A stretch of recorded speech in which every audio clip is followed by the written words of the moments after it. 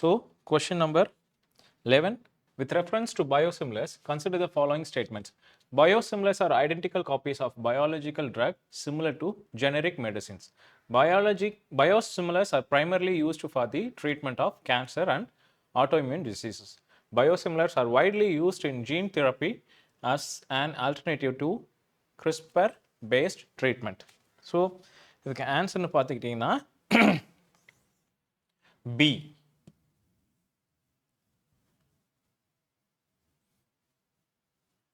Answer 2 only. First one பார்த்தீங்கன்னா biosimilars are identical copies of biological drug similar to generic medicine கொடுத்துருக்காங்க. First இங்கே 3 விஷயம் இருக்கு. ஒன்று பயோசிமிலர்ஸ்னு சொல்லியிருக்காங்க, இன்னொன்று பயாலஜிக்கல் ட்ரக்ஸ்னு சொல்லியிருக்காங்க, இன்னொன்று ஜெனரிக் மெடிசின் சொல்லியிருக்காங்க. இது மூணுமே வேற வேற. ஸோ இந்த பயாலஜிக்கல் ட்ரக் இது வந்து டிஃபர்ஸ் ஃப்ரம் பயோசிமிலர்ஸ் எப்படி அப்படின்னா வந்து இந்த பயாலஜிக்கல் ட்ரக்ஸ் வந்து made up of using biotechnology with microorganisms like இந்த bacterias, இந்த friendly bacterias, அது போல் சின்ன சின்ன plant cells, animal cells இந்த மாதிரி friendly பயோ ஆர்கானிசம்ஸை யூஸ் பண்ணி கிரியேட் பண்ணது வந்து பயாலஜிக்கல் ட்ரக்காக இருக்கும். இப்போ இந்த பயோசிமிலர்ஸ் வந்து கிளினிக்கலாக very similar to biological drug, ஆனால் அதோடைய மேனுஃபேக்சரிங் மெத்தட் மட்டும் டிஃபர் ஆகும். ரைட், இது பயாலஜிக்கல் ட்ரக் அண்ட் பயோசிமிலர்ஸ் பார்த்துட்டோம். இப்போ இந்த ஜெனரிக் மெடிசன் ஒன்று இருக்குது. இப்போ இந்த ஜெனரிக் மெடிசன் வந்து கம்ப்ளீட்டாக வேறு. எப்படின்னா ஒரு ட்ரக் யூஸ் பண்ணுறாங்க, அந்த ட்ரக்கை வந்து it may be manufactured using chemicals. இப்போ இந்த கெமிக்கல் காம்பனன்ட்ஸை யூஸ் பண்ணி ஒரு ட்ரக்கை ரெடி பண்ணுறாங்க R&D மூலமாக. அதுக்கப்புறம் ஒரு பர்டிகுலர் கம்பெனி வந்து அதை ஓன் பண்ணும். ஃபார் எக்ஸாம்பிள் ஒரு கேன்சர் ட்ரக் இருக்குன்னு வைங்களேன், ஒரு பர்டிகுலர் கம்பெனி, ஒரு ப்ரைவேட் கம்பெனி வந்து அதை ஓன் பண்ணும். இப்போ அந்த கேன்சர் ட்ரக் வந்து மார்க்கெட்டுக்கு வந்ததுக்கப்புறம் பொதுவாக இந்த மாதிரி கொஞ்சம் இந்த டெட்லி டிசீஸ்க்கு வந்து இந்த பர்டிகுலர் ட்ரக் ரெடி பண்ணியிருக்காங்கன்னா அது காஸ்ட்லியாக இருக்கும். கேன்சர் ட்ரக் அப்படின்னா கண்டிப்பாக அது காஸ்ட்லியாக இருக்கும். அப்போது நிறைய மக்கள்னால அதை அஃபோர்ட் பண்ண முடியாது. அப்போது நிறைய கம்பெனிஸ், ப்ரைவேட் கம்பெனி, இன்ஃபேக்ட் கவர்மெண்ட்ஸே வந்து என்ன பண்ணுவாங்க அப்படின்னா அஃபோர்டபுள் ஆக்கிறதுக்காக, இந்த மாதிரி காஸ்ட்லி ட்ரக்ஸை வந்து அஃபோர்டபுள் ஆக்கிறதுக்காக ரிவர்ஸ் இன்ஜினியரிங் பண்ணி அதே பர்டிகுலர் ட்ரக்கை வந்து கொஞ்சம் சீப்பாக மேனுஃபேக்சர் பண்ணுறதுக்கு பார்ப்பாங்க. ஸோ அந்த மாதிரி ரிவர்ஸ் இன்ஜினியரிங் பண்ணி மேனுஃபேக்சர் பண்ணுற ட்ரக்ஸ் தான் வந்து ஜெனரிக் ட்ரக்ஸ் அல்லது ஜெனரிக் மெடிசின்ஸ். ஸோ மூணுமே டிஃபர் ஆகும். ஸோ ஃபர்ஸ்ட் ஸ்டேட்மெண்ட் வந்து தப்பு. ஸோ தேர்ட் ஸ்டேட்மெண்ட் பாருங்க, biosimilars are widely used in gene therapy as an alternative to CRISPR-based treatment. So this is completely false. So இது வந்து biosimilar ட்ரக்ஸை வந்து கம்ப்ளீட்டாக வேற மாதிரி பர்பஸ்க்கு தான் யூஸ் பண்ணுவாங்க. இன்ஃபேக்ட் நம்ம ஏற்கனவே பேசின போல் இந்த பயாலஜிக்கல் ட்ரக்ஸை தான் அது இமிட்டேட் பண்ணுது. ஸோ ஜீன் தெரப்பிக்கு இதை யூஸ் பண்ணுறது இல்லை. சரி, அடுத்தது, which of the following statements about malaria is incorrect? It is not contiguous, hence cannot spread from one person to another. Vector control is the main approach to prevent malaria and reduce transmission. It is preventable but not curable. In both tropical and temperate countries, malaria transmission intensifies with the increase in temperature. சரி, malaria so ரொம்ப காமனான ஒரு disease that we hear in our day-to-day life. So மலேரியாவை பொறுத்த வரைக்கும் இந்த African countries, அதுவும் சப்சஹாரன் countries வந்து பர்டிகுலராக ரொம்பவே வந்து இன்ஃப்ளிக்ட் ஆகிருப்பாங்க. ட்ராபிக்கல் ரீஜன் வந்து it is known for malaria density, அந்த இன்ஃபெக்ஷன் டென்சிட்டிஸ். சரி, இப்போது இங்கே என்ன கேட்டிருக்காங்கன்னா தப்பான ஸ்டேட்மெண்ட்ஸ் ஐடென்டிஃபை பண்ணுங்கன்னு சொல்லியிருக்காங்க. ஃபர்ஸ்ட் ஒன்ல நான் contagious and hence cannot spread from one person to another அப்படின்னு சொல்லியிருக்காங்க. ஸோ மலேரியாவை பொறுத்த வரைக்கும் நமக்கு தெரியும் it is spread by vector. இப்போது மஸ்கிட்டோஸ் வந்து இஸ் அன் வெக்டார். அதில் ஒரு 5 டைப் ஆஃப் மஸ்கிட்டோஸ் இருக்குது. அதில் பிளாஸ்போடியம் வைவாக்ஸ், இந்த பிளாஸ்போடியம் ஃபால்சிபாரம், இது வந்து among the most deadly kind of இந்த ஸ்ப்ரெட்டிங் தி டிசீஸ். ஸோ இப்போ இந்த டிசீஸ் ஸ்ப்ரெட் ஆகணும் அப்படின்னா இட் நீட்ஸ் வெக்டார். ஸோ டைரக்டாக வந்து ஒரு பாடிலி ஃப்ளூயிட் மூலமாக வந்து இந்த டிசீஸ் பரவுறது இல்லை. அப்போ first statement correct. cannot spread from one person to another. It needs vector. So first statement correct. ரெண்டாவது, vector control is the main approach to prevent malaria. ஆப்வியஸாக இப்போ தான் பேசணும். இப்போ மலேரியா எப்படி பரவுதுன்னு பார்த்தாக்க மஸ்கிட்டோஸ் மூலமாக பரவுது. இப்போ மஸ்கிட்டோஸை வந்து நம்ம கண்ட்ரோல் பண்ணிட்டா இந்த கண்ட்ரோலிங் தி டிசீஸ் வந்து நடக்கும். So second statement is also correct. Third, it is preventable but not க்யூரபிள்னு கொடுத்துருக்காங்க. ஸோ மலேரியாவை பொறுத்த வரைக்கும் கம்பேரிட்டிவ்லி ரீசெண்ட் டைம்ஸ் தான் வந்து ட்ரக் கண்டுபிடிச்சாங்க. Now it is both preventable and curable. So this is the wrong statement. அடுத்தது, in both tropical and temperate countries malarial transmission intensifies with increase in temperature. So temperate கண்ட்ரீஸில் பொதுவாக இந்த malaria அங்கே வந்து ஆரிஜினாக இருக்கட்டும் இல்லை ஸ்ப்ரெட் ஆகிறதா இருக்கட்டும் கம்மி. காரணம் என்னென்னு பார்த்தாக்க த டெம்பரேச்சர் இட் செல்ஃப். ஸோ இந்த ஹாட் ஹியூமிட் டெம்பரேச்சரில் தான் வந்து இந்த வெக்டாராக இருக்கட்டும் அந்த டிசீஸ் ப்ரொலிஃபரேஷனாக இருக்கட்டும் அதிகமாக இருக்குது. டெம்பரேட் கண்ட்ரீஸில் பொதுவாக கம்மி. ஸோ இப்படி இருக்கும்போது அங்கே சுத்தமாக இல்லை, அங்கே மலேரியல் இன்ஃபெக்ஷன் வந்து அங்கே சுத்தமாக இல்லைன்னு சொல்லிட முடியாது. இன்ஃபேக்ட் இந்த குளோபல் வார்மிங் மூலமாக இந்த டெம்பரேச்சர் அதிகமாகும் போது என்ன ஆகுது அப்படின்னு பார்த்தாக்க டெம்பரேட் கண்ட்ரீஸ்லையும் கூட இந்த மலேரியல் இன்ஃபெக்ஷன் இருக்க தான் செய்யுது. So fourth statement is also correct. சரி, so the answer here is C. சரி, அடுத்தது consider the following vaccine: inactivated polio vaccine, rotavirus, measles and rubella, PCV, hepatitis B. So how many of the vaccines are covered under universal immunization program? Straightforward factual question. So இதுக்கு answer வந்து all 5. So இந்த universal immunization program வந்து one of the very important program. எப்படின்னா இந்த மாதிரி பேசிக் drugs கொடுத்துட்டு வந்து பலாயிரம் உயிர்களை வந்து நம்ம ரொம்ப வருஷங்கமாக வந்து காப்பாற்றிருக்கிறோம். ஸோ இதில் இந்த மீசல்ஸ் அண்ட் ருபெல்லா, ஐபிவி இதெல்லாம் வந்து நிறையா விஷயங்களை அச்சீவ் பண்ணியிருக்கு. மிஷன் இந்திரதனுஷ் அப்படின்னு ஒன்று இருக்குது. மிஷன் இந்திரதனுஷில் ஒரு செட் ஆஃப் டிசீசஸ் கவர் பண்ணியிருக்காங்க. இன்ஃபேக்ட் இந்த மிஷன் இந்திரதனுஷ் வந்து part of universal immunisation programme தான். ஸோ இந்த யூனிவர்சல் இம்யூனைசேஷன் ப்ரோக்ராமில் 12 வேக்சின் ப்ரிவென்டபிள் டிசீஸ்க்கு வந்து மருந்து கொடுக்குறாங்க. ரைட்டா? சரி, அடுத்தது with reference to Guillain-Barré syndrome, consider the following statement.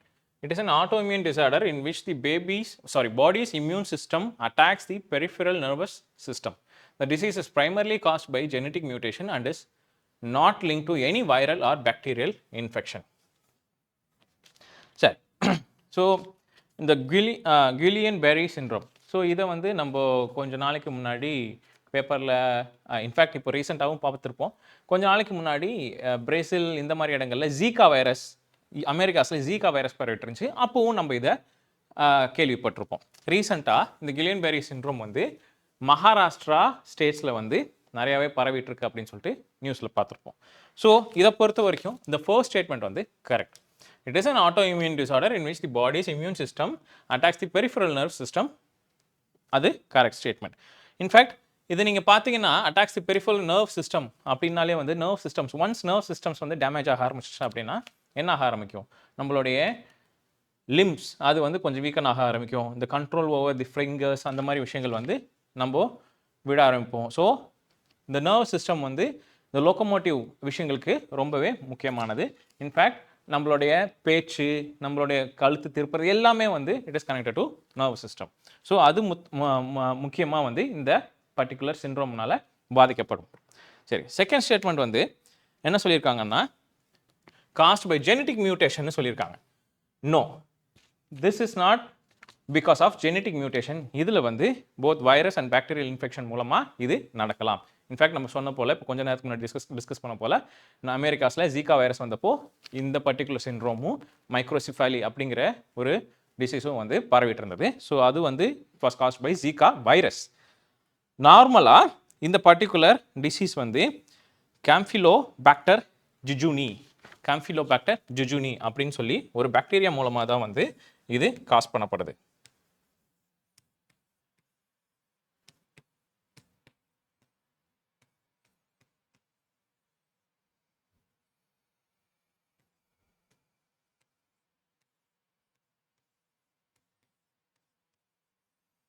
கேம்ஃபிலோபாக்டர் ஜுஜுனி அப்படிங்கிற ஒரு பாக்டீரியா மூலமாக தான் இது காஸ் பண்ணப்படுது.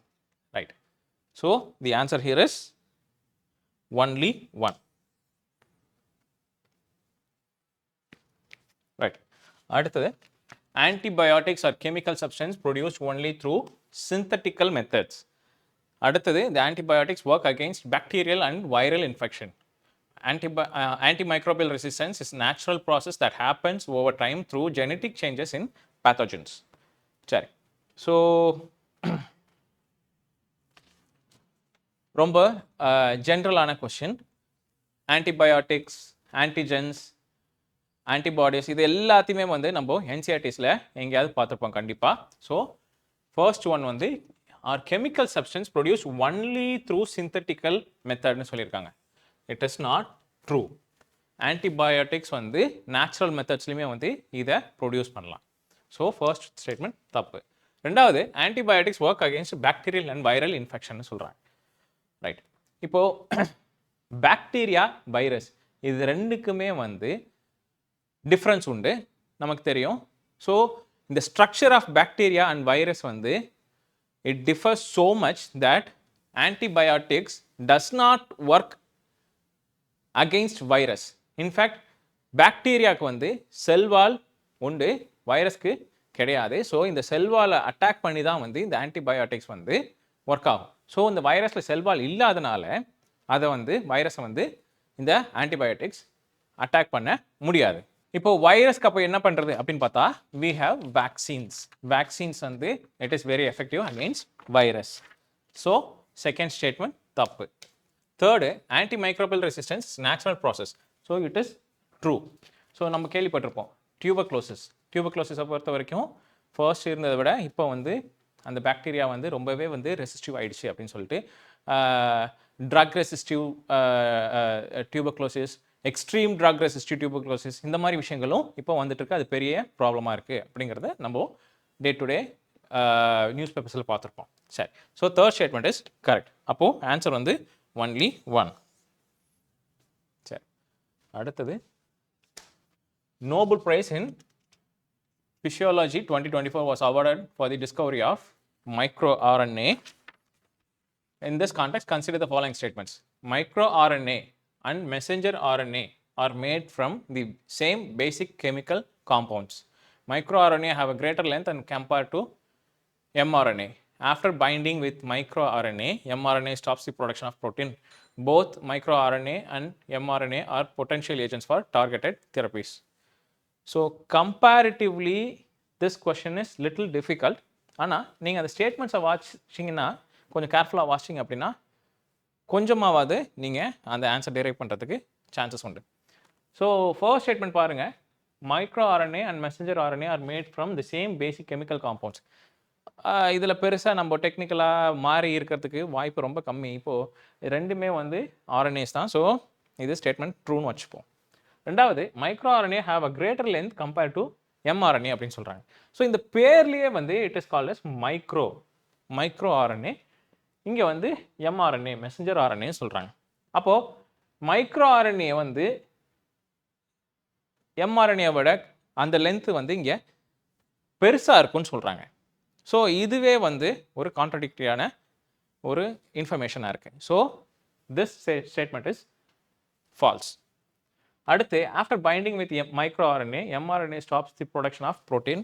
ஸோ ஃபேக்சுவலாக எம்ஆர்என்ஏ வந்து ப்ரொடக்ஷன் ஆஃப் ப்ரோட்டீன் பண்ணாது, மைக்ரோ ஆர்என்ஏ தான் வந்து it stops the production of protein. இது லிட்டில் டிஃபிகல்ட், பரவாயில்ல. Fourth statement, both micro RNA and mRNA are potential agents for targeted therapies. So it is also true. So இந்த particular statement, second ஸ்டேட்மெண்ட்டை நீங்கள் eliminate பண்ணியிருந்தீங்க அப்படின்னா இங்கே சியும் டியும் வந்து நீங்கள் எலிமினேட் பண்ணியிருந்துக்கலாம். சரி, ஸோ இதுக்கு ஆன்சர் வந்து 1 and 4. Okay, next. Recently the term Hopfield network, Boltzmann machine are actually and appropriately discussed in the context of which one of the following? So factual question. இது வந்து எதனை பற்றின்னு கேட்டிருக்கிறாங்க. ஆன்சர் வந்து artificial neural network and machine learning. In fact ரீசெண்டாக இவங்களுக்கு Nobel price கொடுத்தாங்க. So artificial intelligence இன்னைக்கு வந்து ரொம்ப பரவலாக பேசிக்கிட்டு இருக்க ஒரு விஷயம். யூபிஎஸ்சி பொதுவாக வந்து டே டு டே லைஃப்பில் ஒரு ஒரு ரெவல்யூஷனரி டெக்னாலஜி ஏதாவது வந்தது, for example block chain technologies, இந்த ஆர்டிஃபிஷியல் இன்டெலிஜென்ஸ், அப்புறம் இந்த குவாண்டம் கம்ப்யூட்டிங், இந்த மாதிரி விஷயங்கள் ஏதாவது வந்தது அப்படின்னா வந்து அதில் கொஷின்ஸ் கேட்பாங்க. ஆப்வியஸாக இதில் போயிட்டு நம்ம ஈக்குவேஷன்ஸோ இல்லை பிரின்சிபல்ஸோ இல்லை ஏதோ ரொம்ப அது கூட இருக்க அல்காரிதம்ஸோ அதெல்லாம் நம்ம பார்த்துட்டு இருக்க முடியாது. அது யூபிஎஸ்சி கேட்க போகிறதும் கிடையாது. அந்த மாதிரி ரொம்ப டீப்பாக படிக்க வேண்டிய அவசியம் கிடையாது. ஆனால் சூப்பர்ஃபிஷியலாக இப்படின்னா என்ன அப்படிங்கிறது நமக்கு தெரிஞ்சிருக்கும். ஃபார் எக்ஸாம்பிள் பிளாக் செயின்னா வந்து it works under the principle of ledger அப்படின்னு சொல்கிறாங்க. அப்படின்னா என்ன? ஒவ்வொரு என்ட்ரியும் வந்து எல்லா யூஸருக்குமே வந்து போயிருக்கும்.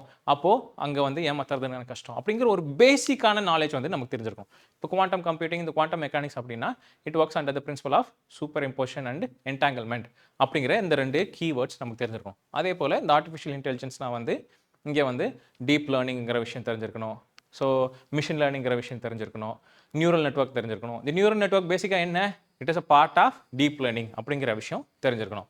ஸோ சும்மா ஒரு கிராஃபிக்கல் ரெப்ரசன்டேஷனில் பார்த்தாக்க இந்த மாதிரி சொல்கிறாங்க.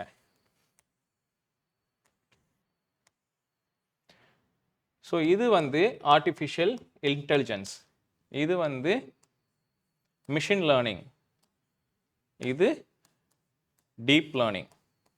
So this would be the very brief, very rough representation of how artificial intelligence works.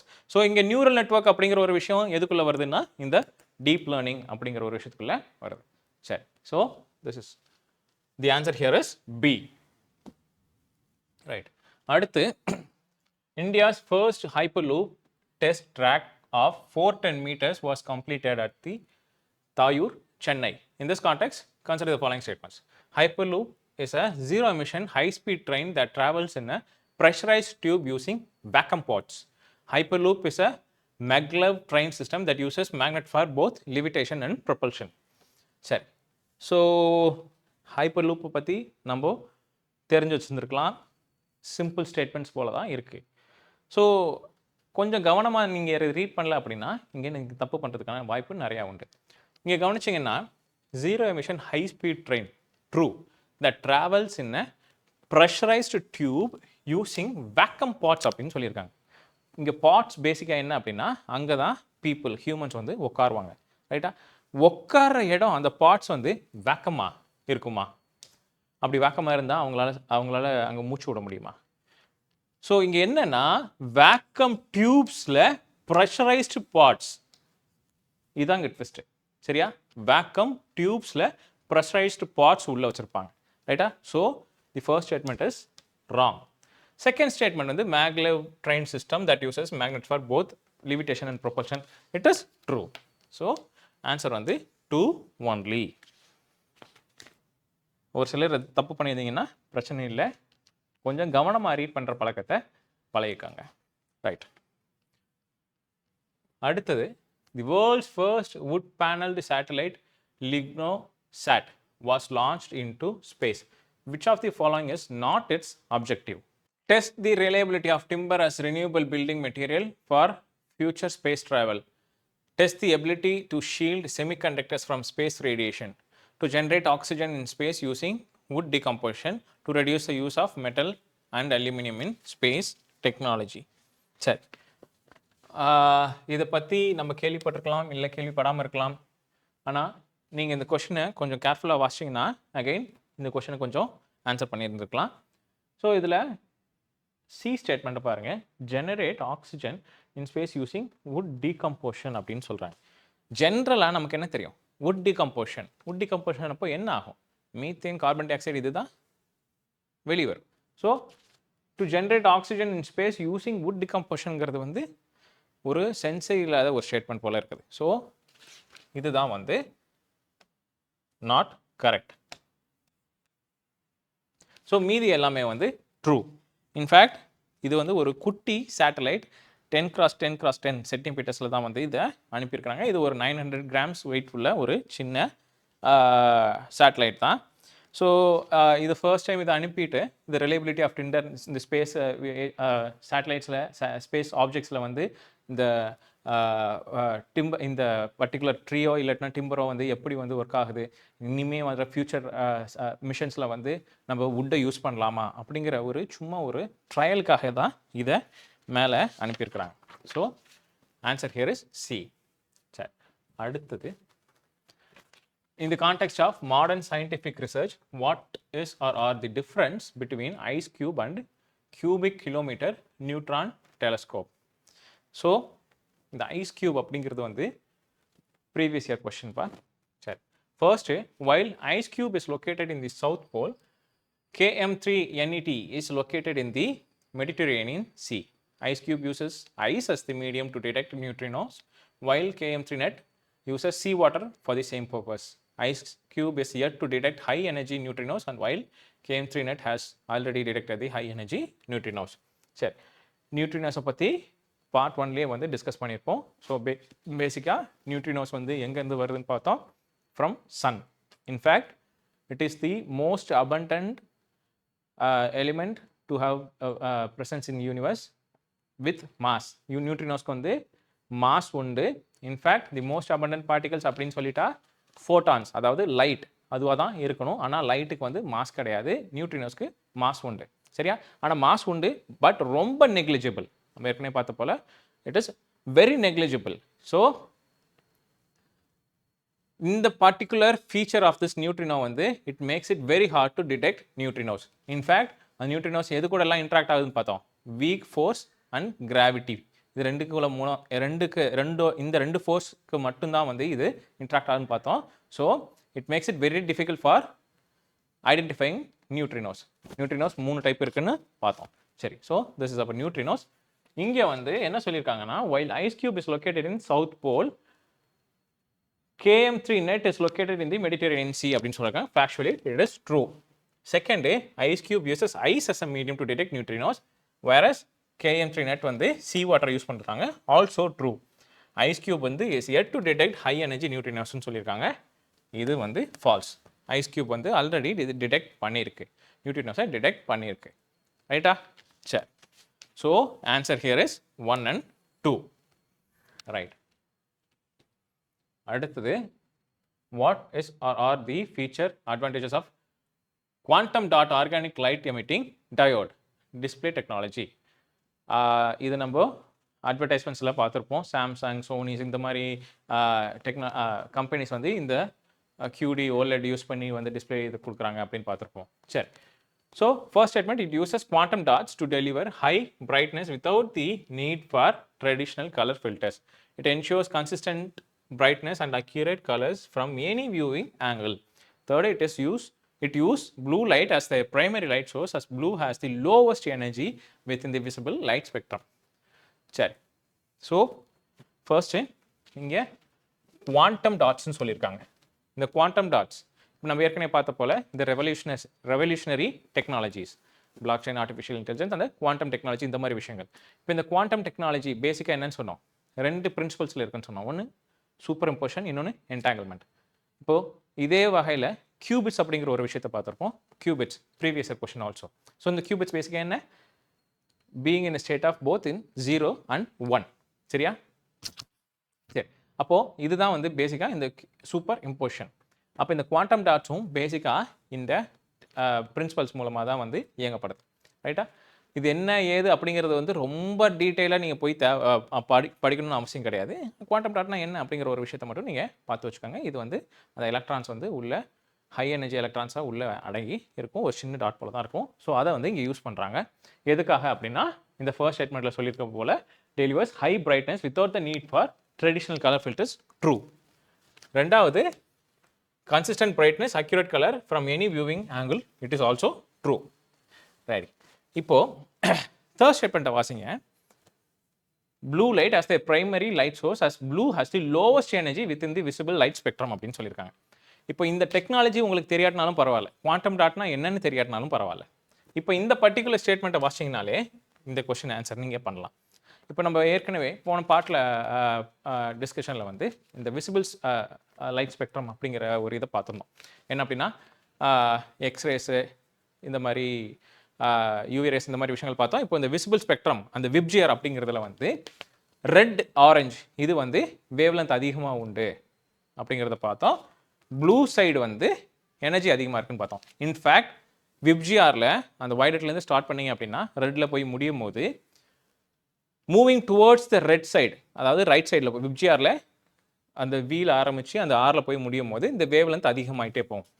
அதே போல் இந்த ஸ்டார்டிங் பாயிண்டில் வந்து அதாவது ரெட்டில் இருந்து அந்த வயலட்டை நோக்கி வரும்போது எனர்ஜி அதிகமாகிட்டே வரும். ஸோ விப்ஜிஆர் வீலேருந்து ஆருக்கு போகும்போது வேவ்லென்த் அதிகமாகுது, திருப்பி ஆர்லேருந்து வீக்கு வரும்போது வந்து எனர்ஜி அதிகமாகுது. ஸோ அதன்படி பார்த்தீங்க அப்படின்னா இங்கே ப்ளூ லைட் வந்து primary light source as blue has the lowest energy அப்படின்னு சொல்லியிருக்காங்க. It is false. Blue has the highest energy. ரைட்டா? So the third statement is false. அப்படின்னா ஆன்சர் வந்து 1 and 2. ரைட்டா? சரி, அடுத்தது consider the following statement. Augmented reality enhances both the virtual and real world, while virtual reality only enhances a fictional reality. Mixed reality seamlessly brings together the virtual and physical world and allows both to interact with each other. Extended reality represents a fusion of immersive technologies that blends the physical and virtual worlds, encompassing VR, AR and MR. So UPSC பொறுத்த வரைக்கும் இந்த மாதிரி புதுசாக வர நம்ம ஏற்கனவே பேசின போல் இந்த ரெவல்யூஷனைசிங் டெக்னாலஜிஸ் வந்து கேட்டிருக்கிறாங்க. In fact augmented reality, virtual reality ஏற்கனவே யூபிசி கேட்டிருக்கிறாங்க. அதன் அடியில் வேறு ஏதாவது ஒரு டெவலப்மெண்ட்ஸ் இருந்துச்சுன்னா கண்டிப்பாக நீங்கள் பார்க்கணும். சரி, இப்போ இந்த ஆகுமெண்டட் ரியாலிட்டின்னா என்ன அப்படின்னு பார்த்தா, enhances both virtual and real world, while virtual reality enhances only fictional reality. இப்போ கொஞ்ச நாளைக்கு முன்னாடி போக்கிமான் கோ அப்படிங்கிற ஒரு கேம் பார்த்துருப்போம். குழந்தைங்க வந்து நிறையா பேர் வந்து அந்த கவனத்தை விட்டுட்டு சின்ன நிறையா ஆக்சிடென்ட்ஸ், ஒரு சில ஃபேட்டல் ஆக்சிடென்ட்ஸும் நடந்துச்சு அப்படின்னு பார்த்துருப்போம். ஸோ பேசிக்காக அது என்ன அப்படின்னா, உங்களுடைய செல்ஃபோன் கேமராவில் நீங்கள் ஏதோ ஒரு ஆப்ஜெக்டை நீங்கள் பார்க்குறீங்கன்னா அந்த ஆப்ஜெக்ட் மேலே ஒரு இம்போஸ்டு ஒரு இமேஜோ இல்லை ஏதோ ஒரு விஷயத்த வந்து அங்கே வச்சிருந்துச்சு அப்படின்னா அது ஆகுமெண்டட் ரியாலிட்டி. ரைட்டா? அப்படின்னா நீங்கள் ஒரு மீடியம் யூஸ் பண்ணுறீங்க, ஒரு ஃபோனுங்கிற ஒரு மீடியம் யூஸ் பண்ணி தான் அந்த பர்டிகுலர் விஷயத்தை நீங்கள் விர்ச்சுவல் ஆப்ஜெக்ட் வந்து நீங்கள் பார்க்குறீங்க. சரியா? அப்போது இது வந்து ஹாஃப் இமர்ஸ்ட், ரைட்டா? Partially immersed. விர்ச்சுவல் ரியாலிட்டி அப்படின்னா என்ன அப்படின்னா, ஏதோ ஒரு டிவைஸை நீங்கள் கண்ணில் மாட்டிப்பீங்க, கண்ணில் மாட்டினதுக்கப்புறம் கம்ப்ளீட்டாக அங்கே இல்லாத விஷயங்களை வந்து உங்களுக்கு காமிக்கும். ரைட்டா? அப்போ இது ஃபுல்லி இமர்ஸ்ட். ரைட்டா? அது பார்ஷியலி இமர்ஸ்ட். ஆகுமெண்டட் ரியாலிட்டிங்கிறது வந்து ஒரு மீடியம் யூஸ் பண்ணி நீங்கள் அதை நேராகவும் பார்த்துக்கலாம், ஃபோன் மூலமாக பார்த்தா அங்கே ஒரு ஆப்ஜெக்ட் இருக்க போல தெரியும். அப்போ இது பார்ஷியலி இமர்ஸ்ட். விர்ச்சுவல் ரியாலிட்டிங்கிறது வந்து கண்ணை கம்ப்ளீட்டாக மூடி இருப்பீங்க, ஒரு டிவைஸ் வச்சு மூடி இருப்பீங்க, அது என்னென்ன காமிக்குதோ அதுதான் உங்களுக்கு தெரியும். ஸோ அது வந்து ஃபுல்லி இமர்ஸ்ட். அப்போது அதன்படி பார்க்கும்போது தி ஃபர்ஸ்ட் ஸ்டேட்மெண்ட் வாசிச்சிங்கன்னா enhances both virtual and real world, while virtual reality only enhances the physical reality அப்படின்னு சொல்கிறாங்க. ஸோ ஃபர்ஸ்ட் ஸ்டேட்மெண்ட் வந்து கரெக்ட். அடுத்தது mixed reality seamlessly brings together the virtual and physical worlds and allows both to interact with each other. So second statement is also correct. Mixed reality na ஒன்றும் கிடையாது, augmented ரியாலிட்டியும் virtual ரியாலிட்டியும் கலந்து கையில் கொடுக்கறது தான்.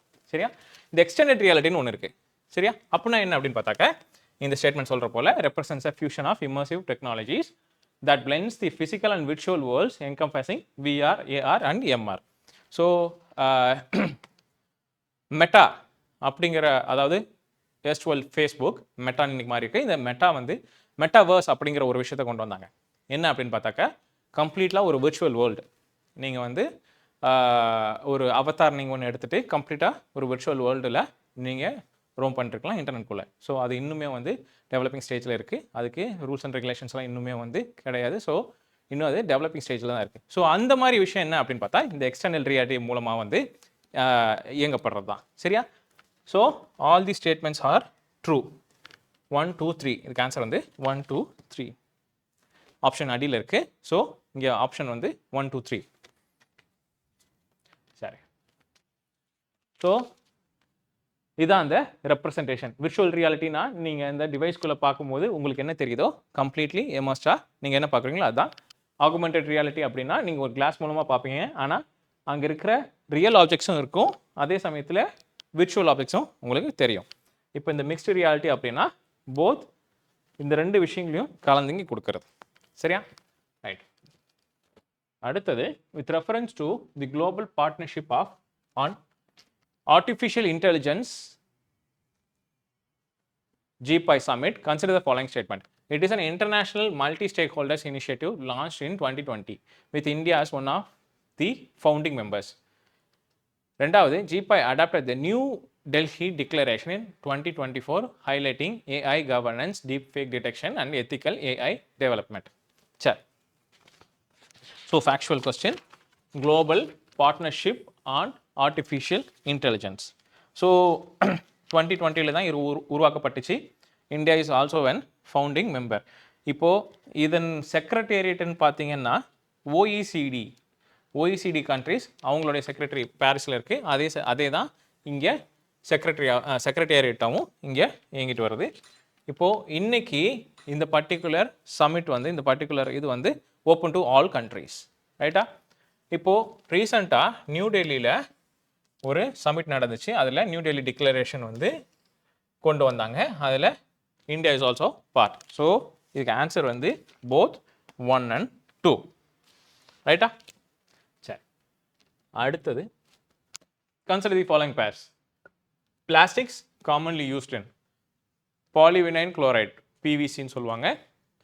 Credit cards polypropylene, polystyrene, polyamides. So answer இது வந்து all fours are correctly matched. So PVC நமக்கு தெரியும், கிரெடிட் கார்ட்ஸ் தெரியும். பாலிப்ரோபிலீன் டிஸ்போசபிள் டயப்பர்ஸ் கொஞ்சம் டவுட்டாக இருந்திருக்கும், but it is true. In fact இந்த பாலிப்ரோபிலின்ஸ் வந்து food containers, diapers, textiles, automotive parts இதில் நிறைய அப்ளிகேஷன்ஸ் உண்டு. சரியா? அதுக்கப்புறம் பாலிஸ்டிரைன், இது வந்து தெர்மோகால்ஸ். டெல்லி சைடில் டெல்லி போய் படிச்சிருந்தீங்க அப்படின்னா அங்கே ரோட் சைடில் நிறையா டீ கொடுப்பாங்க. அந்த டீ வந்து ஒரு சின்ன ஒயிட் கலர் கப்பில் கொடுக்குறாங்க. அது பேசிக்காக வந்து ஸ்டீரோஃபார்ம் அப்படின்னு சொல்லுவாங்க. அது ஒரு கைண்ட் ஆஃப் தெர்மோகால் தான். ஸோ இது வந்து மேடப் ஆஃப் பாலிஸ்டைரைன்.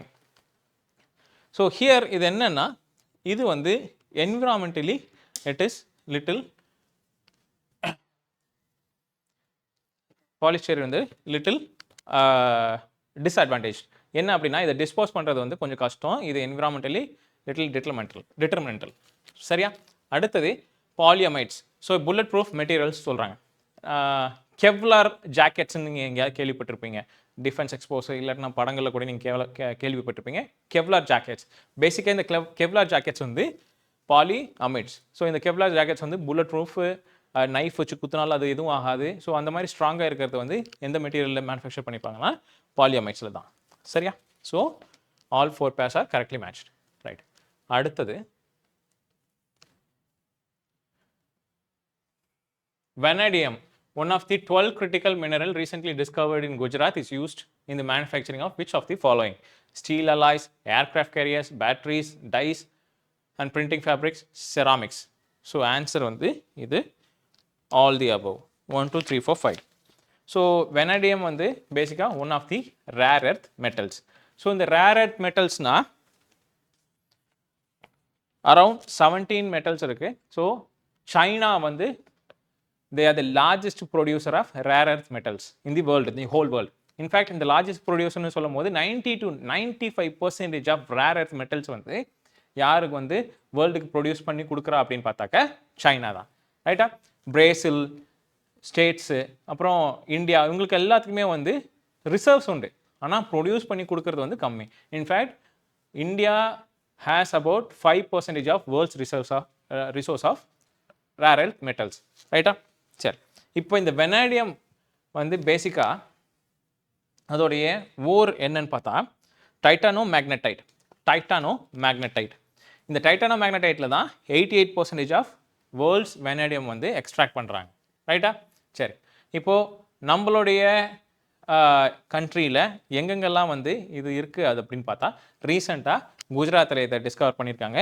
அது இல்லாமல் அருணாச்சல், கர்நாடகா, ஒடிஷா, மகாராஷ்டிரா, இங்கே இந்த இடங்கள்லையுமே வந்து இந்த வெனாடியம் வந்து இருக்கு.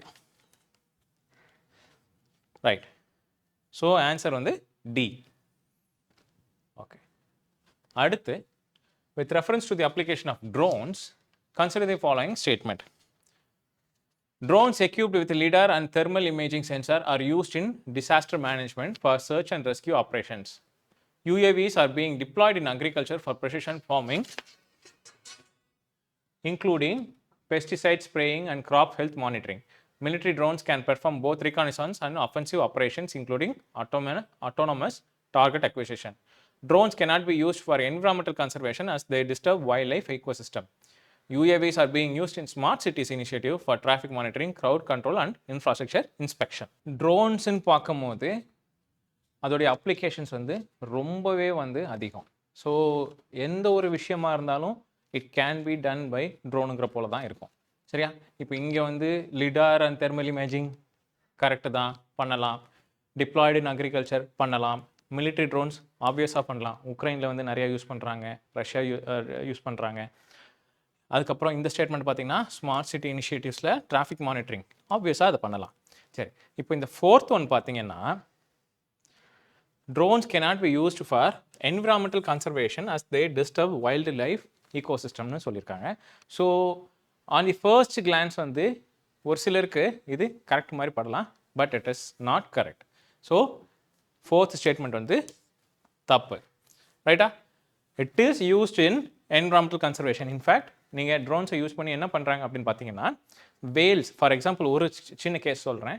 வேல்ஸு, ப்ளூ வேல்ஸ் இந்த மாதிரி இருக்கு இல்லையா, அது வந்து அதோடைய ஸ்னவுட்டில் இருந்து ஏதாவது ஒரு சாம்பிள் கலெக்ட் பண்ணோம் அப்படின்னா அது வெளியே வரும்போது என்ன பண்ணுறாங்கன்னா ட்ரோன்ஸை சென்ட் பண்ணி அந்த ஸ்னவுட்லேருந்து வரும்போது அந்த லிக்விட்ஸ் வெளியே வரும்போது அதை சாம்பிள்ஸ் கலெக்ட் பண்ணுற மாதிரி யூஸ் பண்ணுறாங்க. சரியா? இது ஒரு சின்ன example. So fourth statement is falls. So answer வந்து ஒன்லி 4. சரி, அடுத்தது in nuclear fission reactor, which of the following is the most appropriate function of control rods? So, என்னென்ன options? To observe excess neutrons and regulate the reaction. B. To increase the speed of the nuclear reaction. C. To provide fuel for the fission process. D. To slow down neutrons released from fission. சரி,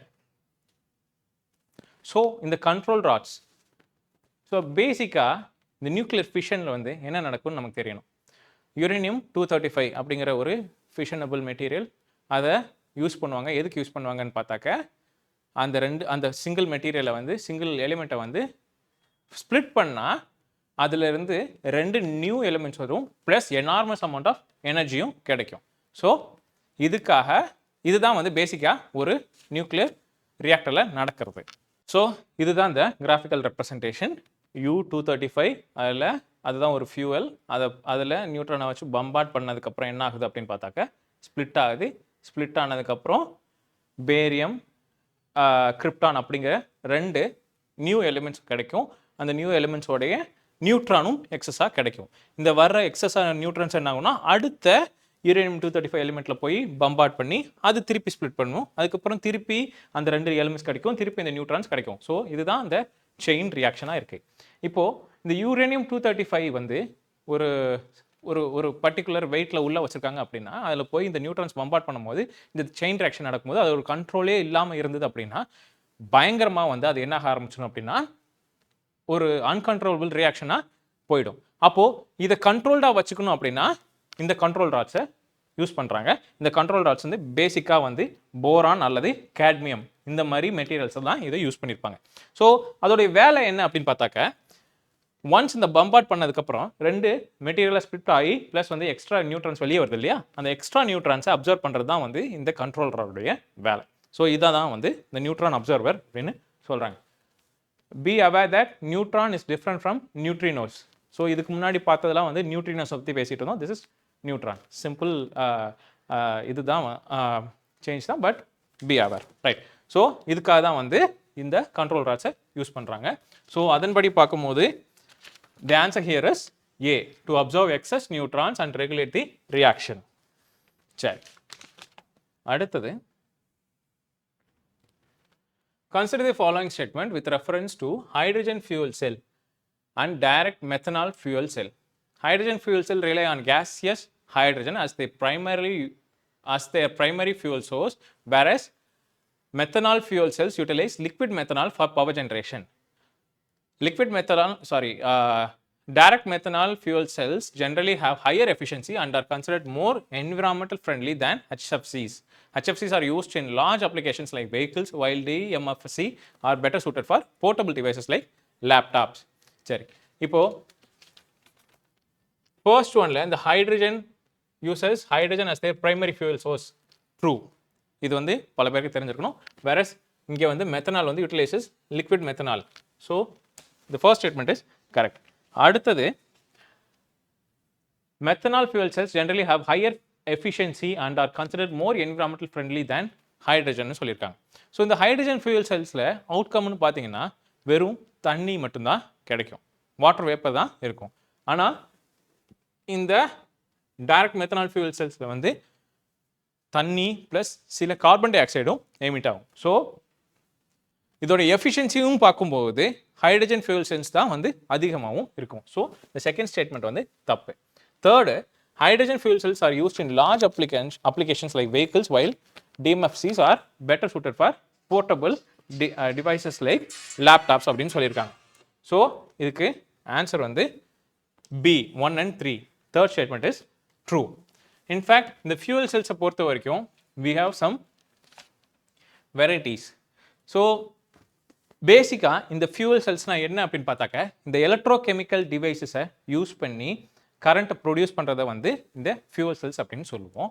இதில் sources வந்து hydrogen இருக்கும், reforming fuels இருக்குது, அதுக்கப்புறம் direct methanol fuel cells. இது வந்து sources of fuel cells. அதுக்கப்புறம் we have some types. Proton exchange membrane fuel cells ஒன்று, சாலிட் ஆக்சைடு ஃபியூல் செல்ஸ் ஒன்று, மோல்டான் கார்பனேட் ஃபியூல் செல்ஸ் ஒன்று, ஆல்கலைன் ஃபியூல் செல்ஸ். ஸோ இதெல்லாம் வந்து டைப்ஸ் ஆஃப் ஃபியூவல் செல்ஸ். சரி, so hydrogen fuel cells நம்ம பார்த்தோம். Water vapour வந்து by ப்ராடக்டாக கிடைக்கும். மெத்தனால் வந்து கார்பன் டை ஆக்சைடும் ஒரு சில லைட் அமௌண்ட் ஆஃப் கார்பன் டை ஆக்சைடும் பை ப்ராடக்டாக கிடைக்கும். அது மட்டும் இல்லாமல் மெத்தனால் வந்து என்னன்னு சொல்லுவாங்கன்னா வுட் ஆல்கஹால் அப்படின்னு சொல்லுவாங்க. Wood alcohol. இந்த வுட் ஆல்கஹால் பேசிக்காக என்ன அப்படின்னு பார்த்தாக்க it is very corrosive. So கரோசிவாக இருக்கும் போது அதை ஸ்டோர் பண்ணுறதுக்கும் வந்து கொஞ்சம் கஷ்டமான வேலை ஒன்று. ரெண்டாவது, இந்த மெத்தனால் வந்து வெரி ஹைலி பாய்சனஸ். அப்போது இந்த மெத்தனால் ஹேண்டில் பண்ணுறதுக்கான விஷயங்களும் வந்து கொஞ்சம் டஃப்பான ஒரு விஷயமா இருக்கு. சரி, அடுத்தது consider the following statements. Superconductors are materials that conduct electricity with zero resistance, while semiconductors have variable resistance that can be controlled. Superconductors work at extremely low temperature, while semiconductors function at room temperature. Semiconductors are widely used in electronics, while superconductors are crucial for advanced physical applications. Check. So, superconductors and semiconductors. The superconductors, basically, இதில் சொல்லியிருக்க போல are materials that conduct electricity with zero resistance. எப்போ அப்படின்னா when it is cooled at critical temperature. So இந்த critical temperature அப்படிங்கிறது வந்து ஒரு particular degree இருக்குது, அதுக்கு வந்து நீங்கள் கூல் பண்ணிங்க, அந்த பர்டிகுலர் மெட்டீரியலை வந்து நீங்கள் கூல் பண்ணிங்க அப்படின்னா it starts to behave as an conductor. So அதுதான் இங்கே சொல்கிறாங்க. கிரிட்டிக்கல் டெம்பரேச்சருக்கு ஒரு பர்டிகுலர் இதை கூல் பண்ணும் போது அது கண்டக்ட் பண்ண ஆரம்பிச்சிச்சுன்னா இது வந்து சூப்பர் கண்டக்டர்ஸ். ஸோ அப்படி அந்த கிரிட்டிக்கல் டெம்பரேச்சரில் அது கண்டக்ட் பண்ணும்போது, எலக்ட்ரிசிட்டி கண்டக்ட் பண்ணும்போது it also exhibits and unique feature. என்னன்னு பார்த்தாக்க இந்த பர்டிகுலர் சப்ஸ்டன்ஸ் பாருங்கள், இதுதான் சூப்பர் கண்டக்டர். இதில் வந்து கிரிட்டிக்கல் டெம்பரேச்சருக்கு கூல் பண்ணியிருக்காங்க. அப்போது என்ன ஆகுதுன்னு பார்த்தாக்க மேக்னெட்டிக் ஃப்ளக்ஸ் வந்து அதை உருவாக்குது. ஸோ இந்த பர்டிகுலர் டயக்ராம் பாருங்கள், இது நார்மலாக இருக்கும் போது அந்த பர்டிகுலர் சூப்பர் கண்டக்டர் வந்து நார்மலாக இருக்கும்போது அந்த மேக்னெட்டிக் லைன்ஸை வந்து உள்ளே அலோவ் பண்ணுது. ஆனால் இங்கே அந்த கிரிட்டிக்கல் டெம்பரேச்சருக்கு போனதுக்கப்புறம், அந்த கூல் ஆனதுக்கப்புறம் இந்த மேக்னெட்டிக் லைன்ஸை வந்து விலக்கி விடுது. சரியா, அது உள்ளே பாஸ் பண்ண விடுறதில்லை. ஸோ இதன் பேர் என்ன சொல்கிறாங்கன்னா மெய்ஸ்னர் எஃபெக்ட்னு சொல்கிறாங்க. ஸோ இந்த சூப்பர் கண்டக்டருக்கு இந்த மெய்ஸ்னர் எஃபெக்ட் வந்து ஒரு யூனிக்கான ஃபீச்சர்னு சொல்கிறாங்க. ஸோ நிறையா யூடியூப் வீடியோஸில் பார்த்துருப்பீங்க, ஒரு காரணமே இல்லாமல் ஒரு மேக்னெட் வந்து லிவிட்டேட் ஆகும், ஒரு கீழே வந்து ஒரு சின்ன ஒரு சப்ஸ்டன்ஸ் மேலே லிவிட்டேட் ஆகும். அது பேசிக்காக என்னன்னு பார்த்தாக்க இந்த சூப்பர் கண்டக்டர் தான். சரியா, ரைட். ஸோ இதுக்கு ஆன்சர் வந்து all three.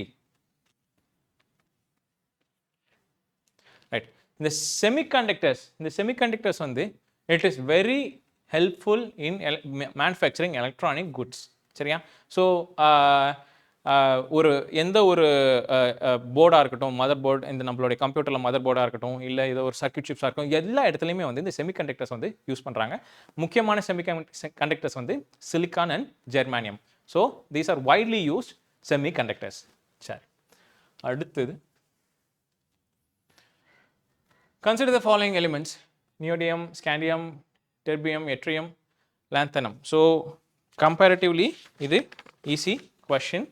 So how many are above are rare earth metals elements ன்னு கேட்டிருக்காங்க. நம்ம ஏற்கனவே rare earth elements மட்டும் பற்றி ஒரு பிரீஃபாக பார்த்தோம். ஸோ இங்கே வந்து all the above.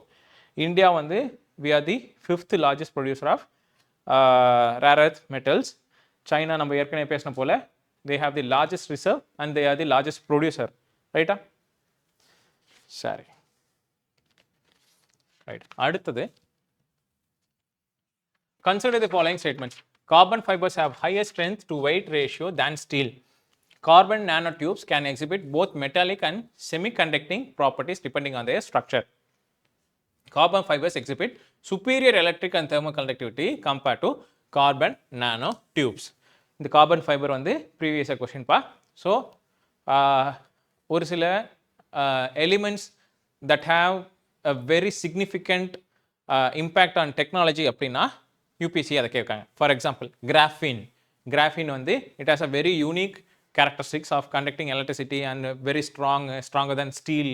அப்புறம் அதோடைய ஹெக்ஸோகோனல் ஸ்ட்ரக்சர். ஸோ இதெல்லாம் இந்த மாதிரி விஷயங்கள்லாம் வந்து ரொம்பவே யூனிக்காக இருந்தது. ஸோ அதை யூபிஎஸ்சி கேட்டிருந்தாங்க. அதே போல் கார்பன் ஃபைபர் வந்து it is known for is strength and light weight இது characteristics. So the first statement here is carbon fiber has high strength to weight ratio. True.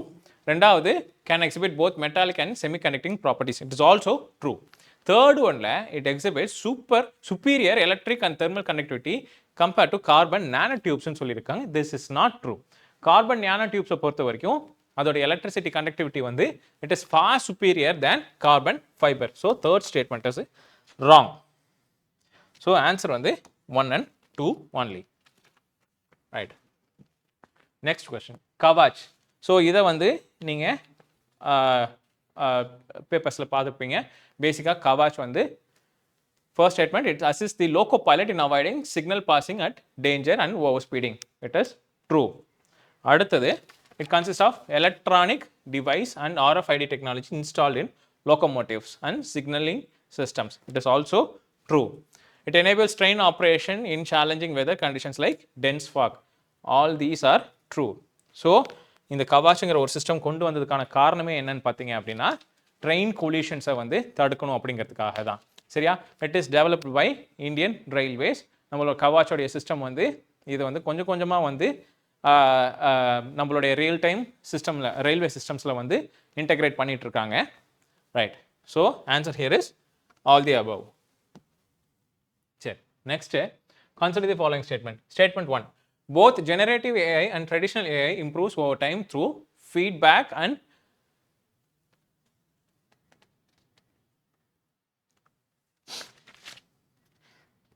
learning process. So இது வந்து learning process இருக்கணும். Both generative AI and traditional AI are bound by explicit rules and algorithms. சரி, இப்போ AI பார்த்தோம், அதோடைய rough representation பார்த்தோம், machine learning, deep learning இந்த மாதிரி விஷயங்கள் பார்த்தோம், நியூரல் நெட்வொர்க் வந்து பார்ட் ஆஃப் டீப் லேர்னிங் அந்த மாதிரி விஷயங்கள் பார்த்தோம். இப்போ இதில் generative AI, traditional AI, predictive AI இந்த மாதிரி விஷயங்கள் உண்டு. ஸோ இதெல்லாம் என்ன அப்படிங்கிறத நம்ம தெரிஞ்சு வச்சுக்கணும். ஜெனரேட்டிவ் ஏஐ பொறுத்த வரைக்கும் என்ன அப்படின்னு பார்த்தாக்க அதுக்கு வந்து ஒரு பேசிக்காக அது எப்படி ஒர்க் ஆகும் அப்படின்னு பார்த்தீங்கன்னா it learns from the input. சரியா? the data that processed it and the inputs given by the humans இது எல்லாத்தையுமே வச்சு இந்த ஏஐ என்ன பண்ணும் அப்படின்னு பார்த்தீங்கன்னா கொஞ்சம் கொஞ்சமாக இவால்வ் ஆகிட்டு அதிலேருந்து லேர்ன் பண்ணும். இப்போ ஃபார் எக்ஸாம்பிள் வந்து நீங்கள் ஏதோ ஒரு கீவேர்ட் கொடுத்து சர்ச் பண்ணுறீங்க. இந்த சர்ச் பண்ணுறத வந்து ஏதோ ஒரு பர்டிகுலர் இப்போ பேங்க் மாடல், ஏதோ ஒரு பேங்க் மாடல் அப்படிங்கிற ஒன்று கொடுத்தீங்க அப்படின்னா நீங்கள் வந்து அடுத்த சர்ச்சில் ஏதோ ஒரு கீவேர்ட் கொடுக்கும்போது உங்களுடைய ப்ரொஃபஷனோ இல்லை உங்களுடைய இந்த ஏரியா ஆஃப் இன்ட்ரெஸ்ட்டை வந்து அது தெரிஞ்சுக்கும். இந்த பேங்க் மாடல், அதுக்கப்புறம் ஃபினான்ஷியல் அட்வைஸ் அப்படின்னு சொன்னாக்க, ஓகே நீங்கள் வந்து இந்த பேங்கிங் ரிலேட்டடாக இல்லை ஃபினான்ஷியல் ரிலேட்டடான விஷயங்களை வந்து நீங்கள் செக் பண்ணுறீங்க, அதனால அது ரிலேட்டடாக என்னென்னலாம் இருக்கோ அதை எடுத்து கொடுக்கும். ஸோ அந்த மாதிரி உங்களுக்கு ஜெனரேட்டிவ் ஏஐ வந்து ஒர்க் ஆகும். It learns from the data. Traditional AI எப்படி அப்படின்னு பார்த்தீங்கன்னா, எக்ஸ்பிளிசிட் ரூல்ஸ் அண்ட் ரெகுலேஷன்ஸ், அதுக்குன்னு ஒரு செட் ஆஃப் கோட்ஸ் கொடுத்துருப்பாங்க, அதனுக்குள்ளே தான் வந்து இது இயங்க முடியும். ஸோ இதை வச்சு பார்க்கும்போது செகண்ட் ஸ்டேட்மெண்ட் பார்த்தீங்கன்னா, both generative AI and traditional AI are bound by explicit rules and அல்காரிதம்ஸ்னு சொல்லியிருக்காங்க. This statement is not true. So answer here C. Statement 1 வந்து கரெக்ட், ஸ்டேட்மெண்ட் 2 இஸ் இன்கரெக்ட். சரி, அடுத்தது. ஸோ இதை வந்து நம்ம கொஞ்ச நேரத்துக்கு முன்னாடி பார்த்தோம். ஆர்டிஃபிஷியல் இன்டெலிஜென்ஸ், அதுக்குள்ள மிஷின் லேர்னிங், அப்புறம் டீப் லேர்னிங். இந்த டீப் லேர்னிங்குள்ள தான் டீப் நெட்வொர்க், அப்புறம் கிரவுண்ட் ட்ரூத்னு சொல்கிறாங்க. இந்த கிரவுண்ட் ட்ரூத் வந்து பேசிக்காக என்ன அப்படின்னு பார்த்தீங்கன்னா, நம்மளுடைய வேர்ல்ட்லி ஃபேக்ட்ஸ் கூட நம்ம ஏஐ கொடுத்த விஷயங்களை வந்து கம்பேர் பண்ணி பார்க்கறது. ரைட்டா? சரி, அடுத்தது. Recently, the term sand battery is actually and appropriately discussed in the context of which one of the following? So, low cost construction material for housing, thermal energy storage system, sustainable water filtration technology, coastal erosion and prevention. So, இதுக்கு answer வந்து B, thermal energy storage system. So, ரீசெண்டாக ஃபின்லாண்டில் ஒரு இடத்துல கன்கன்பா அப்படிங்கிற ஒரு டவுனில் வந்து இதை டெக்னாலஜியை யூஸ் பண்ணியிருக்காங்க. ஸோ இது என்ன அப்படின்னு பார்த்தாக்க, இந்த சாண்டை எப்படி யூஸ் பண்ணுறாங்கன்னா, எலக்ட்ரிசிட்டி ப்ரொடியூஸ் பண்ணுறாங்க. அந்த எலக்ட்ரிசிட்டி ப்ரொடியூஸ் பண்ணும்போது அந்த பர்டிகுலர் டைமில் எக்ஸஸாக ப்ரொடியூஸ் ஆகுது. அப்படி எக்ஸஸாக ப்ரொடியூஸ் ஆகிறது வந்து பொதுவாக வேஸ்ட் ஆகிட்டுருக்கு. இப்போ இந்த வேஸ்ட் ஆகிட்டு இருக்கிற அந்த எலக்ட்ரிசிட்டி என்ன பண்ணலான்னு யோசிச்சு, இந்த சாண்டு ஃபனல்ஸ் மாதிரி க்ரியேட் பண்ணி அதில் ஸ்டோர் பண்ணி வைக்கிறாங்க. எப்படி ஸ்டோர் பண்ணுறாங்கன்னா, ஹீட்டாக ஸ்டோர் பண்ணுறாங்க. ஸோ பவர் பிளான்ட்லேருந்து ஸ்டோர் பண்ணுறாங்க, ப்ரொடியூஸ் பண்ணுறாங்க. அந்த ப்ரொடியூஸ் ஆகிட்டு தேவையான எலக்ட்ரிசிட்டியை செலவு பண்ணதுக்கப்புறம் மீதி எலக்ட்ரிசிட்டியை இந்த சாண்ட் பேட்டரிக்குள்ளே ஸ்டோர் பண்ணி வைக்கிறாங்க in a form of heat. சரியா? இப்போ இந்த ஹீட்டாக இந்த சாண்ட் பேட்டரிஸ்குள்ளே ஸ்டோர் பண்ணதுக்கப்புறம் வின்டர் டைமில் இதை திருப்பி ரீயூஸ் பண்ணுறாங்க. ஓகேவா? ஸோ இதுதான் basic representation of this working of sand battery.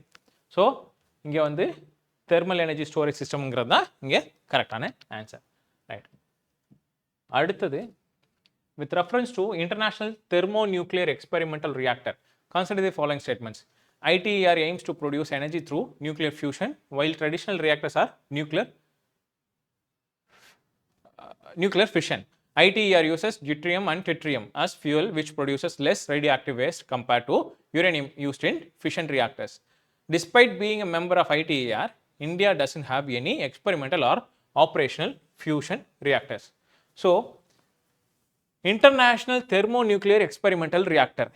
So, இது பேசிக்காக எதை பற்றி சொல்கிறாங்கன்னா, ஃபியூஷன் ரியாக்டர்ஸ் பற்றி சொல்கிறாங்க. இன்ஃபேக்ட் தெர்மோநியூக்ளியர் அப்படின்னு வந்துட்டாலே வந்து it generally denotes fusion, nuclear fusion. சரியா? ஒன்று. ரெண்டாவது, இப்போது இந்த ஃபியூஷன் ரியாக்டர்ஸ் அப்படின்னு சொல்லிட்டாலே வந்துட்டு நிறையா வேர்ல்டு லெவலில் நிறையா கிடையாது, ரொம்ப லிமிட்டடாக. அதுவும் வந்து எக்ஸ்பெரிமெண்டல் ஸ்டேஜஸ், ப்ரோட்டோடைப் ஸ்டேஜஸில் தான் வந்து இருக்குது. சரியா? இப்போ பேசிக்காக இங்கே எதை பற்றி பேசுகிறாங்கன்னா, டோக்கோமேக் அப்படிங்கிற ஒரு விஷயத்தை பற்றி பேசுவாங்க. இந்த டோக்கோமேக் பேசிக்காக என்ன அப்படின்னு பார்த்தீங்கன்னா, இந்த அதாவது நியூக்ளியர் ஃபியூஷனை ஒரு பேசிக்காக ஒரு பிரின்சிபலாக வச்சு இயங்குகிற ஒரு மிஷின். இன்ஃபேக்ட் இந்த ஃபியூஷன் ஒன்ஸ் கிளிக் ஆகிடுச்சு, இது வந்து சக்ஸஸ்ஃபுல்லாக இதை வந்து நம்ம டிசைன் பண்ணி அதை ரன் பண்ண ஆரம்பிச்சிட்டோம் அப்படின்னு பார்த்தாக்க அதோடைய அப்ளிகேஷன்ஸ் வந்து எண்ட்லெஸ். ரைட்டா? சரி, இப்போது ஃபர்ஸ்ட் ஸ்டேட்மெண்ட்டில் வந்து ITER aims to produce energy through nuclear fusion while traditional reactors uses nuclear fission சொல்லியிருக்காங்க. ட்ரூ. ரெண்டாவது, deuterium and tritium as a fuel அப்படின்னு சொல்லியிருக்காங்க. ஃபியூஷன்னாலே வந்து ரெண்டு லைட்டர் எலிமெண்ட்ஸ் வந்து ஜாயின் ஆகி ஒரு ஹெவியர் எலிமெண்ட்டை கொடுக்கும். இந்த ரியாக்ஷன்ஸ் நடக்கும்போது எனார்மஸ் அமௌண்ட் ஆஃப் எனர்ஜியும் ரிலீஸ் ஆகும், ப்ளஸ் நியூட்ரான் இது ரிலீஸ் ஆகும். ஸோ இந்த டியூட்ரியம் வந்து both these deuterium and tritium are isotopes of hydrogen. So இது ரெண்டும் கம்பைன் ஆகி ஹீலியமாக வந்து உங்களுக்கு அவுட்புட்டாக வரும். இந்த ஹீலியம் அவுட்புட்டாக வரும்போது எனார்மஸ் அமௌண்ட் ஆஃப் எனர்ஜியும் வெளியே வரும். Right, so the second statement is true. Third, despite being the member of ITER, India doesn't have any experimental or operational fusion reactors ன்னு சொல்கிறாங்க. அது தவறு. இந்தியாவும் டோக்கமேக் ரியாக்டர்ஸ் வந்து வச்சிருக்கிறாங்க. In fact institute of plasma research அப்படிங்கிற ஒரு இன்ஸ்டியூட் வந்து இதை ரொம்ப வருஷங்களாகவே வந்து இந்த டோக்கமேக் ரிலேட்டடான விஷயங்களை வந்து ரிசர்ச் பண்ணிட்டு வர்றாங்க. Aditya you, study state Docomo, அதாவது SST-1. இன்ஃபேக்ட் இந்த ஸ்டடி ஸ்டேட் டொக்கோமோவில் 1, அப்புறம் செகண்ட் ஸ்டேட் 2, 3 இந்த மாதிரி 3 வேரியண்ட் வேறு வச்சுருக்குறாங்க. So we do have operational fusion reactors. இதுவும் எக்ஸ்பெரிமெண்டல் ஸ்டேஜஸில் இருந்தாலும் we do have some tokamak in India. So third statement வந்து தப்பு. So the answer here is 1 and 2. சரி, அடுத்தது, in the context of recent advances in filtration technique, the advanced liquid processing system is used for. So இதுக்கு வந்து answer என்ன அப்படின்னு பார்த்தீங்கன்னா, removal of radioactive contaminated from liquid waste. So நமக்கு தெரியும்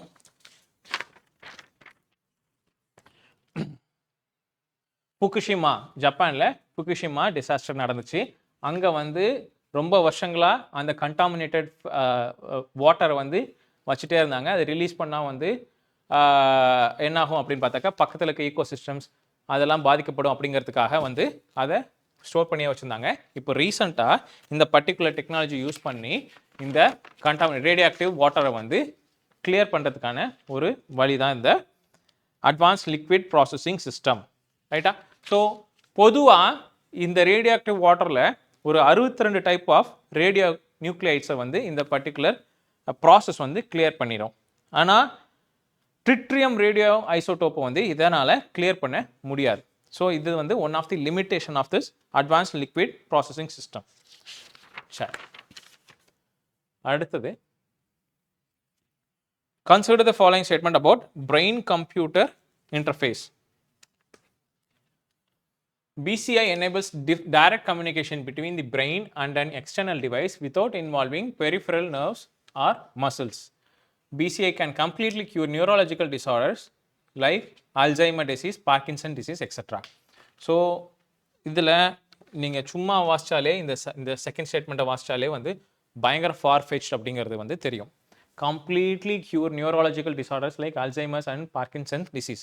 so இந்த அல்சைமர் பார்க்கின்சன் டிசீஸ் இதுக்கெல்லாம் வந்து க்யூர் கண்டுபிடிச்சிட்டாங்கன்னா they will be the richest man in the world. ரைட்டா? ஸோ அதெல்லாம் இன்னும் கண்டுபிடிக்கல. இந்த second statement is false. The first statement வந்து true. Direct communication between brain and an external device without involving peripheral nerves and muscles. In fact Neuralink அப்படிங்கிற ஒரு Elon மஸ்கோடைய project ஒன்று இருக்குது. அது வந்து பேசிக்காக இதை பற்றினதான், பிரெயின் கம்ப்யூட்டர் இன்டர்ஃபேஸ், அதை பற்றினதா அந்த நியூரோலிங்க். ரைட்டா? சரி, so answer here is only 1. சரி, அடுத்தது, consider the following statement about space internet. It has ultra low latency than the conventional internet provided through fiber optic lines. The Indian Space Policy 2023 currently permits only government entities to provide space-based communication service. So, the second statement பார்த்தீங்கன்னா Indian Space Policy 2023 இருக்கு. So இதில் வந்து ஒரு core objective என்ன அப்படின்னு பார்த்தீங்கன்னா, private பிளேயர்ஸை உள்ளே கொண்டு வரணும், அந்த ஸ்பேஸ் ரிலேட்டட் விஷயங்களை உள்ளே கொண்டு வரணும் அப்படிங்கிறது தான். இப்போ இங்கே என்ன சொல்கிறாங்கன்னா, currently permits only government entities to provide space based communication சர்வீஸ்னு சொல்கிறாங்க. So the second statement is wrong. First statement வந்து it has ultra low latency than conventional internet provided through fibre optic லைன்ஸ்னு சொல்கிறாங்க. ரைட்? இப்போ இந்த fibre optic lines வந்து பேசிக்காக எப்படி நமக்கு கொடுப்பாங்க, ஒரு ஃபைபர் ஆப்டிக் வயரை எடுத்துகிட்டு அந்த சோர்ஸ்லேருந்து அந்த எங்கே ஒரு இப்போ வேணுமோ அந்த எண்ட் பில்டிங்க்கு வந்து எண்ட் இன்ஃப்ராஸ்ட்ரக்சருக்கு கொண்டு வருவாங்க. இப்போ இந்த ஃபைபர் ஆப்டிக்ஸ் வந்து works on the principle of light. ரைட்டா? அதே தான் இப்போ இங்கே சேட்டலைட்டை யூஸ் பண்ணி இன்டர்நெட் ப்ரொவைட் பண்ணும் அப்படின்னு சொல்கிறாங்க. அப்படின்னா டைரெக்டாக சேட்டலைட்லேருந்து அந்த எண்ட் இன்ஃப்ராஸ்ட்ரக்சருக்கு வரணும். ஸோ இந்த டிஸ்டன்ஸே வந்து ஒரு டிஸ்அட்வான்டேஜஸ் தான். எதுக்காக அப்படின்னு பார்த்துக்கிட்டா இந்த லேட்டன்சி தான். அப்படின்னா கம்பேரிட்டிவ்லி இந்த ஃபைபர் ஆப்டிக்ஸ் லைன்ஸை விட இந்த ஸ்பேஸ் இன்டர்நெட்டுக்கு வந்து லேட்டன்சி அதிகம். ஸோ தி செகண்ட் ஸ்டேட்மெண்ட் வந்து ஃபர்ஸ்ட் ஸ்டேட்மெண்ட் வந்து ராங். இங்கே ஆன்சர் அப்போ neither 1 nor 2. ரைட்? இப்போ இதன் ரிலேட்டடாக அடுத்த ப்ராஜெக்ட் தாரா அப்படிங்கிற ஒரு கொஷின் இருக்கும், அதில் கொஞ்சம் டீட்டெயிலாக பார்ப்போம். சரி, அடுத்து which of the following is incorrect with respect to web 5.0? It is named as semantic web, a next generation decentralized platform with the characteristics of read, write, execute web. It will have no involvement of third parties as intermediaries controlling data, transaction or content distribution. It incorporates emotional intelligence using blockchains, artificial intelligence and deep learning. It allows user to utilize their digital identity across multiple applications and service in secure manner. சரி, இங்கே வந்து web 5.0 சொல்லியிருக்காங்க. So little factual question. இதில் answer வந்து ஏ. So இதை பாருங்கள், web 3.0 இன்னைக்கு நம்ம யூஸ் பண்ணுற ஒரு வெர்ஷன் ஆஃப் வெப். ஸோ இதுதான் வந்து சிமாண்டிக் வெப்னு சொல்கிறாங்க. கொஸ்டினில் வெப் 5.0 தான் வந்து சிமாண்டிக் வெப்னு சொல்கிறாங்கன்னு சொல்லியிருக்காங்க. So the first statement is wrong. So இன்னைக்கு நம்ம driven by artificial intelligence, machine learning இந்த மாதிரி விஷயங்கள் மூலமாக தான் இந்த வெப் 3.0 வந்து இயங்கிட்டு வருது. ரைட்டா? அடுத்த வெர்ஷன் ஆஃப் வெப் என்னன்னு சொல்கிறாங்கன்னா வெப் 4.0வை த இன்டெலிஜென்ட் வெப் அப்படின்னு சொல்கிறாங்க. அதுக்கு அடுத்தது வெப் 5.0வை த இம்மர்சிவ் வெப்னு சொல்கிறாங்க. ஸோ இந்த இம்மர்சிவ் வெப் வந்து பேசிக்காக எதை பற்றி சொல்கிறாங்க அப்படின்னா, நம்ம கொஞ்ச நேரத்துக்கு முன்னாடி மெட்டான்னு பார்த்தோம், மெட்டாவர்ஸ் பார்த்தோம். ஸோ இதெல்லாம் வந்து based on this type of web version அப்படின்னு சொல்கிறாங்க. சரியா? ஸோ இதெல்லாமே வெப் 4.0வாக இருக்கட்டும் இல்லை வெப் 5.0வாக இருக்கட்டும், இது எல்லாமே வந்து இன் டெவலப்மெண்டல் ஸ்டேஜ் தான். ரைட்டா? ஸோ இன்னுமே இது ஃபுல்லாக டெவலப்மெண்ட்டாக இம்ப்ளிமெண்ட் ஆகலை. பட் இந்த கான்செப்ட்ஸ் வந்து are in process, soon will be a reality. ரைட்டா? சரி, அடுத்து with reference to Wi-Fi 7 technology, which one of the following statements are correct? It supports a maximum theoretical data rate up to 1000 GB. It allows more devices to communicate simultaneously without causing interference. It is compatible with both Wi-Fi 6 and Wi-Fi 5 devices. சரி, இப்போ இதை பற்றி உங்களுக்கு தெரியாட்டினாலும் பரவாயில்ல, but இந்த மாதிரி questions வந்து முக்கியம். காரணம் என்னென்னு பார்த்தீங்கன்னா, யூபிஎஸ்சி வந்து கன்சிஸ்டண்ட்டாக இந்த கம்யூனிகேஷன் ரிலேட்டடான விஷயங்களை பற்றி கேட்டுகிட்டே இருக்காங்க. விஷுவல் லைட் கம்யூனிகேஷனாக இருக்கட்டும், ப்ராஜெக்ட் லூனாக இருக்கட்டும், நியர் ஃபீல்டு கம்யூனிகேஷனாக இருக்கட்டும், இந்த வெப் 3.0 கேட்டிருக்கிறாங்க, வெப் வைஃபை பற்றி கேட்டிருக்கிறாங்க. இன் பர்டிகுலராக இந்த வைஃபை டெக்னாலஜிஸில் என்ன ஹர்ட்ஸ் யூஸ் பண்ணுறாங்க, ஃப்ரீக்வன்சி பேஸ் யூஸ் பண்ணுறாங்க அப்படிங்கிறத கேட்டிருக்காங்க. ஸோ இந்த கம்யூனிகேஷன் ரிலேட்டடான டெக்னாலஜிஸில் கொஞ்சம் கவனமாக பார்த்து வச்சுக்காங்க. ரைட், இப்போது ஜென்ரல் டேர்ம்ஸில் நீங்கள் பார்க்கும்போது it supports maximum theoretical data rate up to 1000 GB அப்படின்னு சொல்லியிருக்காங்க. இது வெரி ஃபார் ஃபெச்ட். ரைட்டா?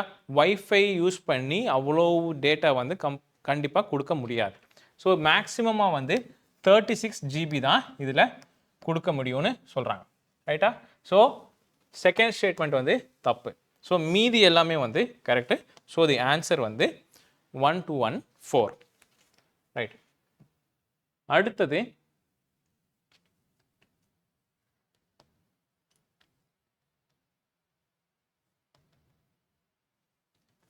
consider the following statement. Deep web can be accessed by a person using a standard web browser, whereas dark web cannot.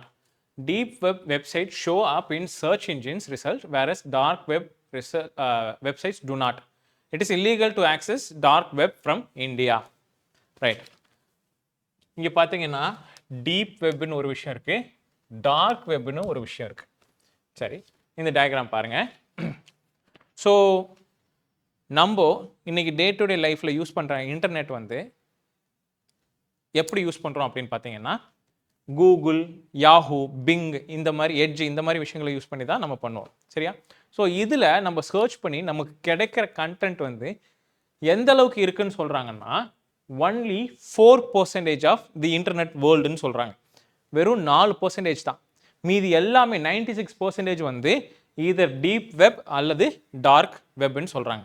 So இது என்ன deep வெப்னா என்ன, dark வெப்னா என்ன அப்படின்னு பார்த்தீங்கன்னா, இப்போது டீப் வெப் வந்து பேசிக்காக நம்ம இன்டர்நெட்டில் நம்ம அந்த சர்வர்ஸில் வந்து எக்ஸிஸ்டன்ஸில் இருக்கும், ஆனால் நம்மளால் ஈஸியாக ஆக்சஸ் பண்ண முடியாது.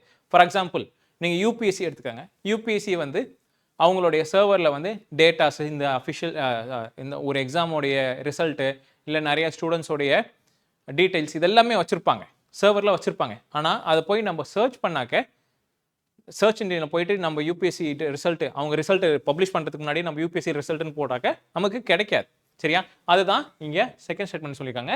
Deep website show up in search engines results whereas dark web websites do நாட்னு சொல்கிறாங்க. ஃபர்ஸ்ட்டு ஸ்டேட்மெண்ட்டை பார்த்தீங்கன்னா deep web can be accessed by a person using a standard web browser whereas dark web cannot. Right.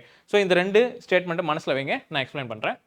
சரி, இப்போது first statement என்ன சொல்லியிருந்தாங்கன்னா deep web can be accessed through normal standard browsers. சரியா? ஆனால் டார்க் வெப் கேனாட் அப்படின்னு சொல்கிறாங்க. சரி, இப்போது யூபிஎஸ்சி ரிசல்ட்டை பற்றி இப்போ நம்ம பேசணும். ரிசல்ட் பப்ளிஷ் பண்ணியாச்சுன்னா நமக்கு அது வெளியே தெரியும். பப்ளிஷ் பண்ணல அப்படின்னா நம்மளால் போய் அதை ஆக்சஸ் பண்ண முடியாது. அப்படின்னா இந்த ரெக்கார்டு இருக்கு இல்லையா, யூபிஎஸ்சியோடைய ரெக்கார்ட்ஸ் இருக்கு இல்லையா அவங்க சர்வரில் இருக்கிறது, அதுதான் இங்கே டீப் வெப்னு சொல்கிறாங்க. இங்கே மெடிக்கல் ரெக்கார்ட்ஸாக இருக்கட்டும், லீகல் டாக்குமெண்ட்ஸாக இருக்கட்டும், சயின்டிஃபிக் ரிப்போர்ட்ஸாக இருக்கட்டும், இது எல்லாமே வந்து சர்வர்ஸில் இருக்கும். ஆனால் நமக்கு அது ஸ்பெசிஃபிக் அந்த அட்ரஸ் யூஆர்எல் அட்ரஸ் தெரிஞ்சால் ஒழிய அதை நம்ம ஈஸியாக வந்து நம்மளால் ஆக்சஸ் பண்ண முடியாது. அப்படின்னா ஒன்று. ரெண்டாவது, யூபிஎஸ்சி ஒன்ஸ் அந்த ரிசல்ட் அனௌன்ஸ் பண்ணிட்டாங்க, அதே போல் இந்த ரெக்கார்ட்ஸை எல்லாத்தையுமே அனௌன்ஸ் பண்ணிட்டாங்க, பப்ளிஷ் பண்ணிட்டாங்க அப்படின்னா நம்ம நார்மல் ப்ரௌசரை யூஸ் பண்ணிட்டு அந்த ரிப்போர்ட்ஸை நம்ம ஆக்சஸ் பண்ணிக்கலாம். சரியா?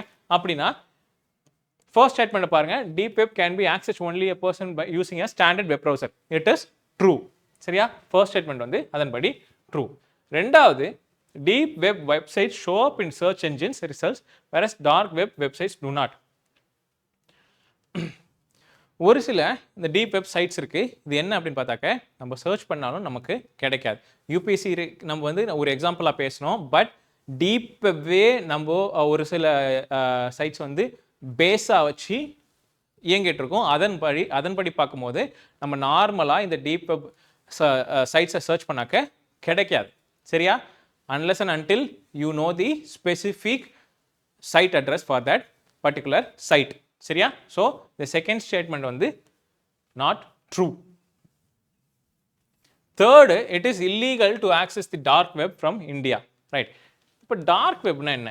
ஸோ இந்த டார்க் வெப் பேசிக்காக வந்து என்ன அப்படின்னு பார்த்தீங்க அப்படின்னா நார்மல் ப்ரௌசர் மூலமாகவும் உங்களால் அதை ஆக்சஸ் பண்ண முடியாது. அதில் இருக்க கண்டென்ட்டும் நார்மல் கண்டென்ட்டாக இருக்காது. சரியா? இங்கே வந்து பெரும்பாலும் அந்த இல்லீகல் ஆக்டிவிட்டீஸ், அப்புறம் இந்த ஜேர்னலிஸ்ட், நம்ம ரொம்ப கான்ஃபிடென்ஷியலான ஏதோ ஒரு கான்வர்சேஷன் இருக்கணும் அப்படின்னா ஜேர்னலிஸ்ட்டு, இந்த மாதிரி பீப்புள் தான் வந்து இதை யூஸ் பண்ணுறாங்க. இன்ஃபேக்ட் இதை நீங்கள் ஆக்சஸ் பண்ணுறதுக்கு உங்களால் நார்மல் ஸ்டாண்டர்ட் ப்ரௌசர்ஸ்னால் கூட உங்களால் இதை ஆக்சஸ் பண்ண முடியாது. டோர் ப்ரௌசர் அப்படிங்கிற ஒரு ப்ரௌசர் உண்டு. அது வந்து it is specially made to access this particular dark web content. ரைட்டா? ஸோ இந்த டார்க் வெப் வந்து கம்ப்ளீட்டாக different from deep web and surface web. சரி, so surface web open to all, deep web restricted access, dark web very restricted access. சரியா? சரி, so இதன்படி பார்க்கும்போது third ஸ்டேட்மெண்ட்டை பார்த்தீங்க அப்படின்னா இட் இஸ் இல்லீகல் டு ஆக்சஸ்ன்னு போட்டிருக்காங்க. It is not illegal. ரைட்டா? ஆனால் இந்த டார்க் வெப்பை ஆக்சஸ் பண்ணுறதை வந்து எப்படி கண்ட்ரோல் பண்ணுறதுங்கிறது கஷ்டமான வேலை. ரைட்டா? இந்த டோர் ப்ரௌசர்னு யூஸ் பண்ணிட்டீங்க அப்படின்னா அது கம்ப்ளீட்டாக வந்து பைபாஸ் பண்ணிவிடும் எல்லா ஒரு இதையும். ஸோ அதனால் அதை கண்ட்ரோல் பண்ணுறது கஷ்டம். It is not illegal per se to access this dark web from India. So third statement is also wrong. அப்போ only one. சரி, அடுத்தது with respect to project Tara, consider the following statements. It is a free space optical communication technology that uses light propagating in free space to wireless transmitting data. It is initiated by SpaceX.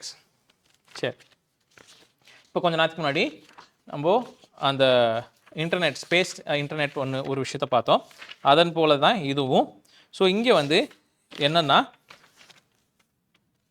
கொஞ்சம் வருஷத்துக்கு முன்னாடி Google என்ன பண்ணாங்கன்னா project லூன் அப்படின்னு ஒரு ப்ராஜெக்டை mission வந்து கையில் எடுத்திருந்தாங்க. என்னன்னா அட்மாஸ்பியருக்கு வந்து பலூன்ஸை அனுப்பி அந்த பலூன்ஸ் மூலமாக இன்டர்நெட் ப்ரொவைட் பண்ணுற போல பிளான். சரியா? இதுக்கு வந்து ப்ராஜெக்ட் லூன்னு பேர் வச்சுருந்தாங்க. இன்ஃபேக்ட் இந்த ப்ராஜெக்ட் லூன் வந்து ப்ரீவியஸ் இயர் கொஸ்டின். சரி, இப்போது இதெல்லாம் வந்து யார் இந்த கூகுள் வந்து எப்படி பண்ணாங்கன்னா மூன் ஷாட் அப்படிங்கிற அவங்களுடைய தனி ஒரு பிரிவு, அது அந்த பர்டிகுலர் இதுதான் வந்து இந்த ப்ராஜெக்ட்ஸ்லாம் வந்து ஹேண்டில் பண்ணிருந்தாங்க. ரைட்டா? இப்போ இந்த ப்ராஜெக்ட் லூன் வந்து கம்ப்ளீட்டாக க்ளோஸ் பண்ணிட்டாங்க. அது ஃபெயிலியர்னு சொல்லி க்ளோஸ் பண்ணிட்டாங்க. ஆனால் இந்த ப்ராஜெக்ட் லூனுக்கு அடியில் ஒரு சைட் ப்ராஜெக்ட் இருந்துச்சு, அது ப்ராஜெக்ட் தாரா. அதுதான் இங்கே கேட்டிருக்காங்க. இன்ஃபேக்ட் இந்த ப்ராஜெக்ட் தாரா என்ன அப்படின்னு பார்த்தாக்க, சேட்டலைட்ஸை யூஸ் பண்ணி அது இந்த இன்ஃப்ராஸ்ட்ரக்சர் ஒரு டவரில் இன்டர்நெட் ப்ரொவைட் பண்ணும். அந்த இன்டர்நெட் ப்ரொவைட் பண்ணுறது எப்படி பண்ணுன்னா, அங்கே ஒரு ஸ்பெஷலைஸ்ட் டிவைஸை வச்சு அந்த டிவைஸில் இருந்து கீழே எண்டு கஸ்டமர்ஸ்க்கு வந்து அந்த இன்டர்நெட்டை பாஸ் பண்ணுவாங்க. இப்போ இது எப்படி பாஸ் பண்ணுறாங்கன்னா, ஃப்ரீ ஸ்பேஸ் ஆப்டிக்கல் கம்யூனிகேஷன், அதாவது யூசிங் லைட். சரியா? லைட்டை யூஸ் பண்ணி தான் வந்து இங்கே இன்டர்நெட்டை ப்ரொவைட் பண்ணுறாங்க. ரைட்டா?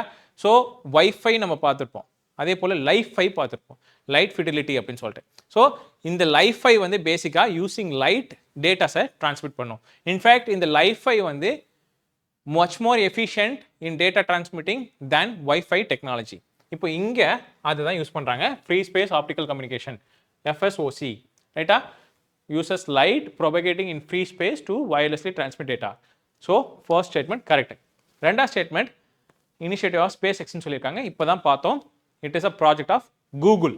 So it is not a initiative of SpaceX. So second statement வந்து தப்பு. So one only. ரைட். அடுத்தது, David Sling, Arrow 2 are frequently seen in news related to anti-ballistic missile system jointly developed by UK, air defense system used by Israel to intercept rockets, submarine launched cruise missile developed by the US, hypersonic glide vehicle developed by China. So answer வந்து B. So இதான் அந்த அவங்களுடைய defence layer. So இஸ்ரேலுக்கு ஒரு 10 kilometre, அதாவது altitude 10 கிலோமீட்டரில் எது வந்து பண்ணுதுன்னா அயன்டோம் அப்படின்னு ஒரு சிஸ்டம் வச்சுருக்காங்க. அதுக்கடுத்து டேவிட் ஸ்லிங், அதுக்கடுத்து ஆரோ சிஸ்டம், அதுக்கப்புறம் தாட். ஸோ இந்த தாட் பேசிக்காக என்ன அப்படின்னு பார்த்தீங்கன்னா, யூஎஸோடைய ஒரு hi-tech defence system, air defence system, terminal high altitude area defence. தாடோடைய full form terminal high altitude area defence. In fact தாட் வந்து யூபிஎஸ்சி ப்ரீவியஸ் இயர் கொஷின். சரி, இப்போ ரீசண்டாக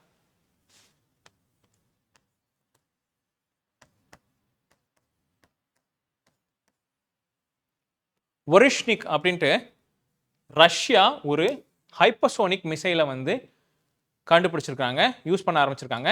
ஸோ இது வந்து it can even penetrate that defence system அப்படின்னு claim பண்ணுறாங்க Russia. So this is and hypersonic missile, it can reach up to Mach 10 அந்த ஸ்பீடுக்கு அதனால் அதோடைய ஸ்பீடு அட்டைன் பண்ண முடியும்னு சொல்கிறாங்க. சரி, அடுத்தது, with reference to multiple independently targetable re-entry vehicles technology, consider the following statement. It was successfully tested under mission Divyash 3 by using both Agni 5 and Agni 6 system. With MRIV technology, a single intercontinental ballistic missile can carry and deliver multiple warheads at different locations several hundred kilometers apart. India is the third country in the world to have successfully inducted MIRV technology. சரி, so இங்கே first என்ன சொல்லியிருக்காங்கன்னா, mission திவ்யஸ்த்ரா அப்படிங்கிற ஒரு mission கடையில் தான் இது பண்ணாங்கன்னு சொல்லியிருக்காங்க. அது வரைக்கும் correct. By using Agni 5 and Agni 6ன்னு சொல்லியிருக்காங்க. Agni 5 வரைக்கும் தான் நம்ம வந்து சக்ஸஸ்ஃபுல்லாக ஒரு மிசைல் சிஸ்டம்ஸை வந்து இயக்கிட்டு வரோம். Agni 6 வந்து it is still under development தான். ஸோ தி ஃபர்ஸ்ட் ஸ்டேட்மெண்ட் வந்து தப்பு. ரெண்டாவது, a single intercontinental ballistic missile, multiple warheads at different locations, several hundred approach. True. Second statement, true. Third, India is the third country. That is not true. In fact, France, UK, US, Russia, எல்லாருமே வந்து இந்த மாதிரி ஒரு technology வச்சுருக்காங்க. பாகிஸ்தான் கூட இந்த technology வச்சுருக்கிறாங்க. சரியா? So answer here is only one.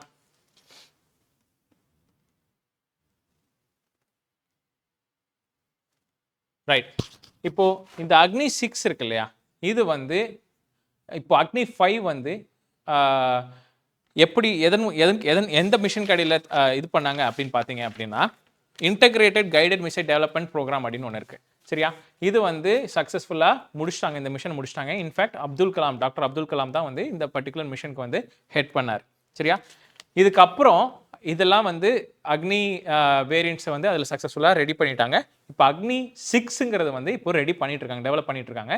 In fact Surya அப்படிங்கிற ஒரு டேக் நேம் கடியில் தான் வந்து அந்த மிசைலை வந்து ரெடி பண்ணிருக்காங்க.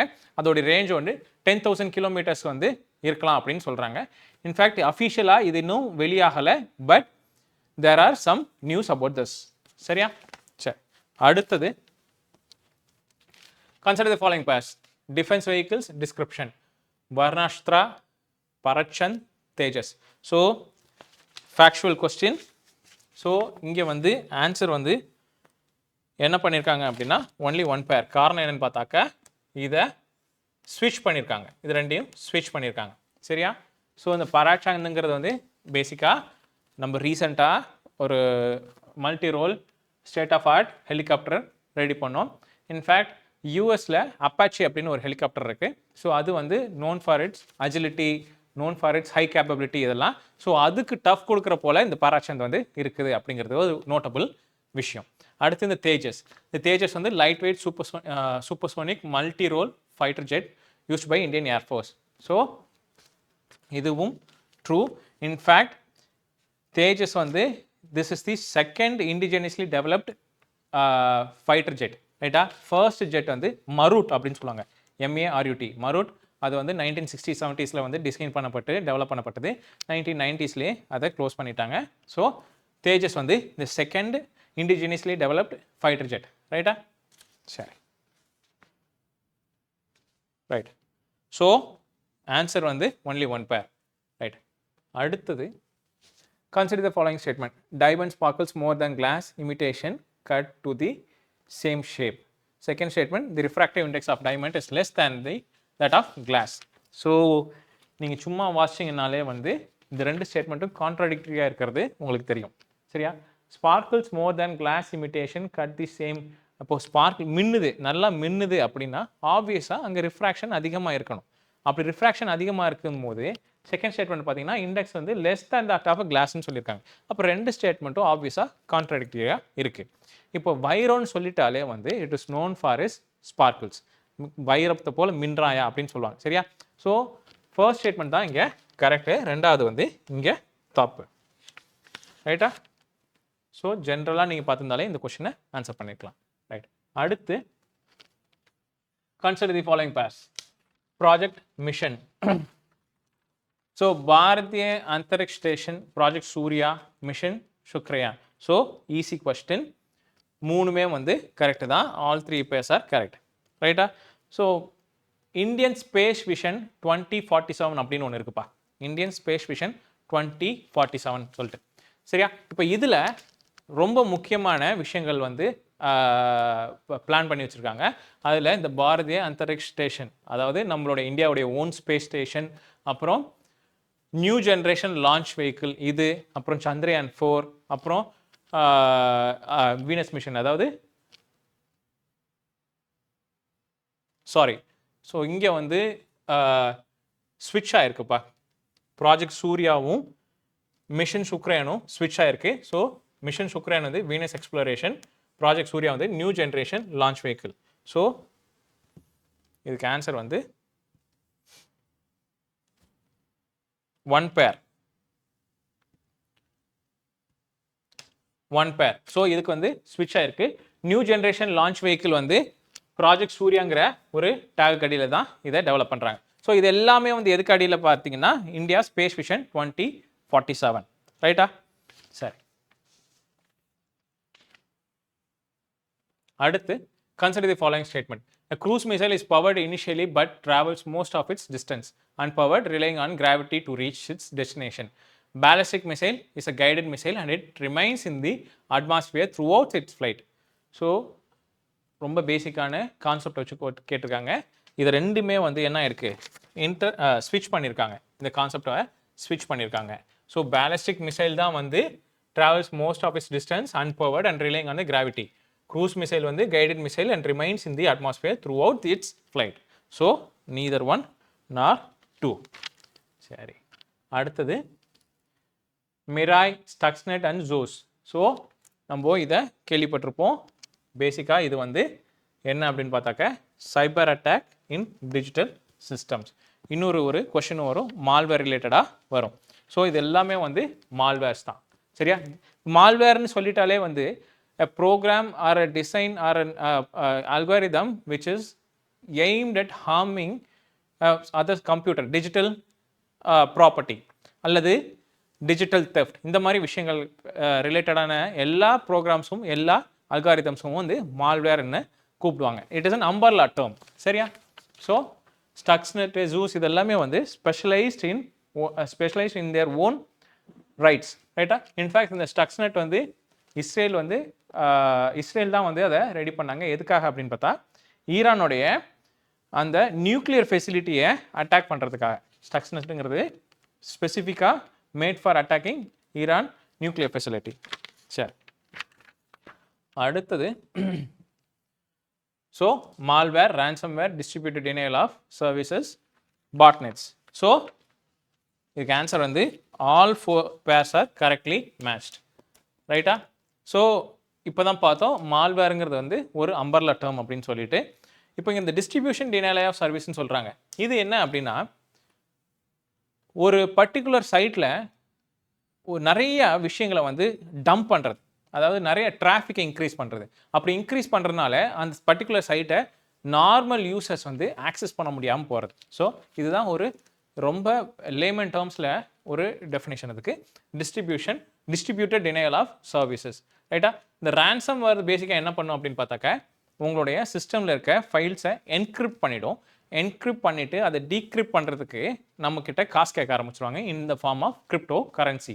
ஸோ அதுதான் வந்து இங்கே ransomwareன்னு சொல்கிறாங்க. இது இல்லாமல் வார்ம், வைரஸ், ஸ்பைவேர், ட்ரோஜன்ஸ், இது மாதிரி நிறையா இருக்குது. ட்ரோஜன்ஸ் வந்து among the most deadliest one.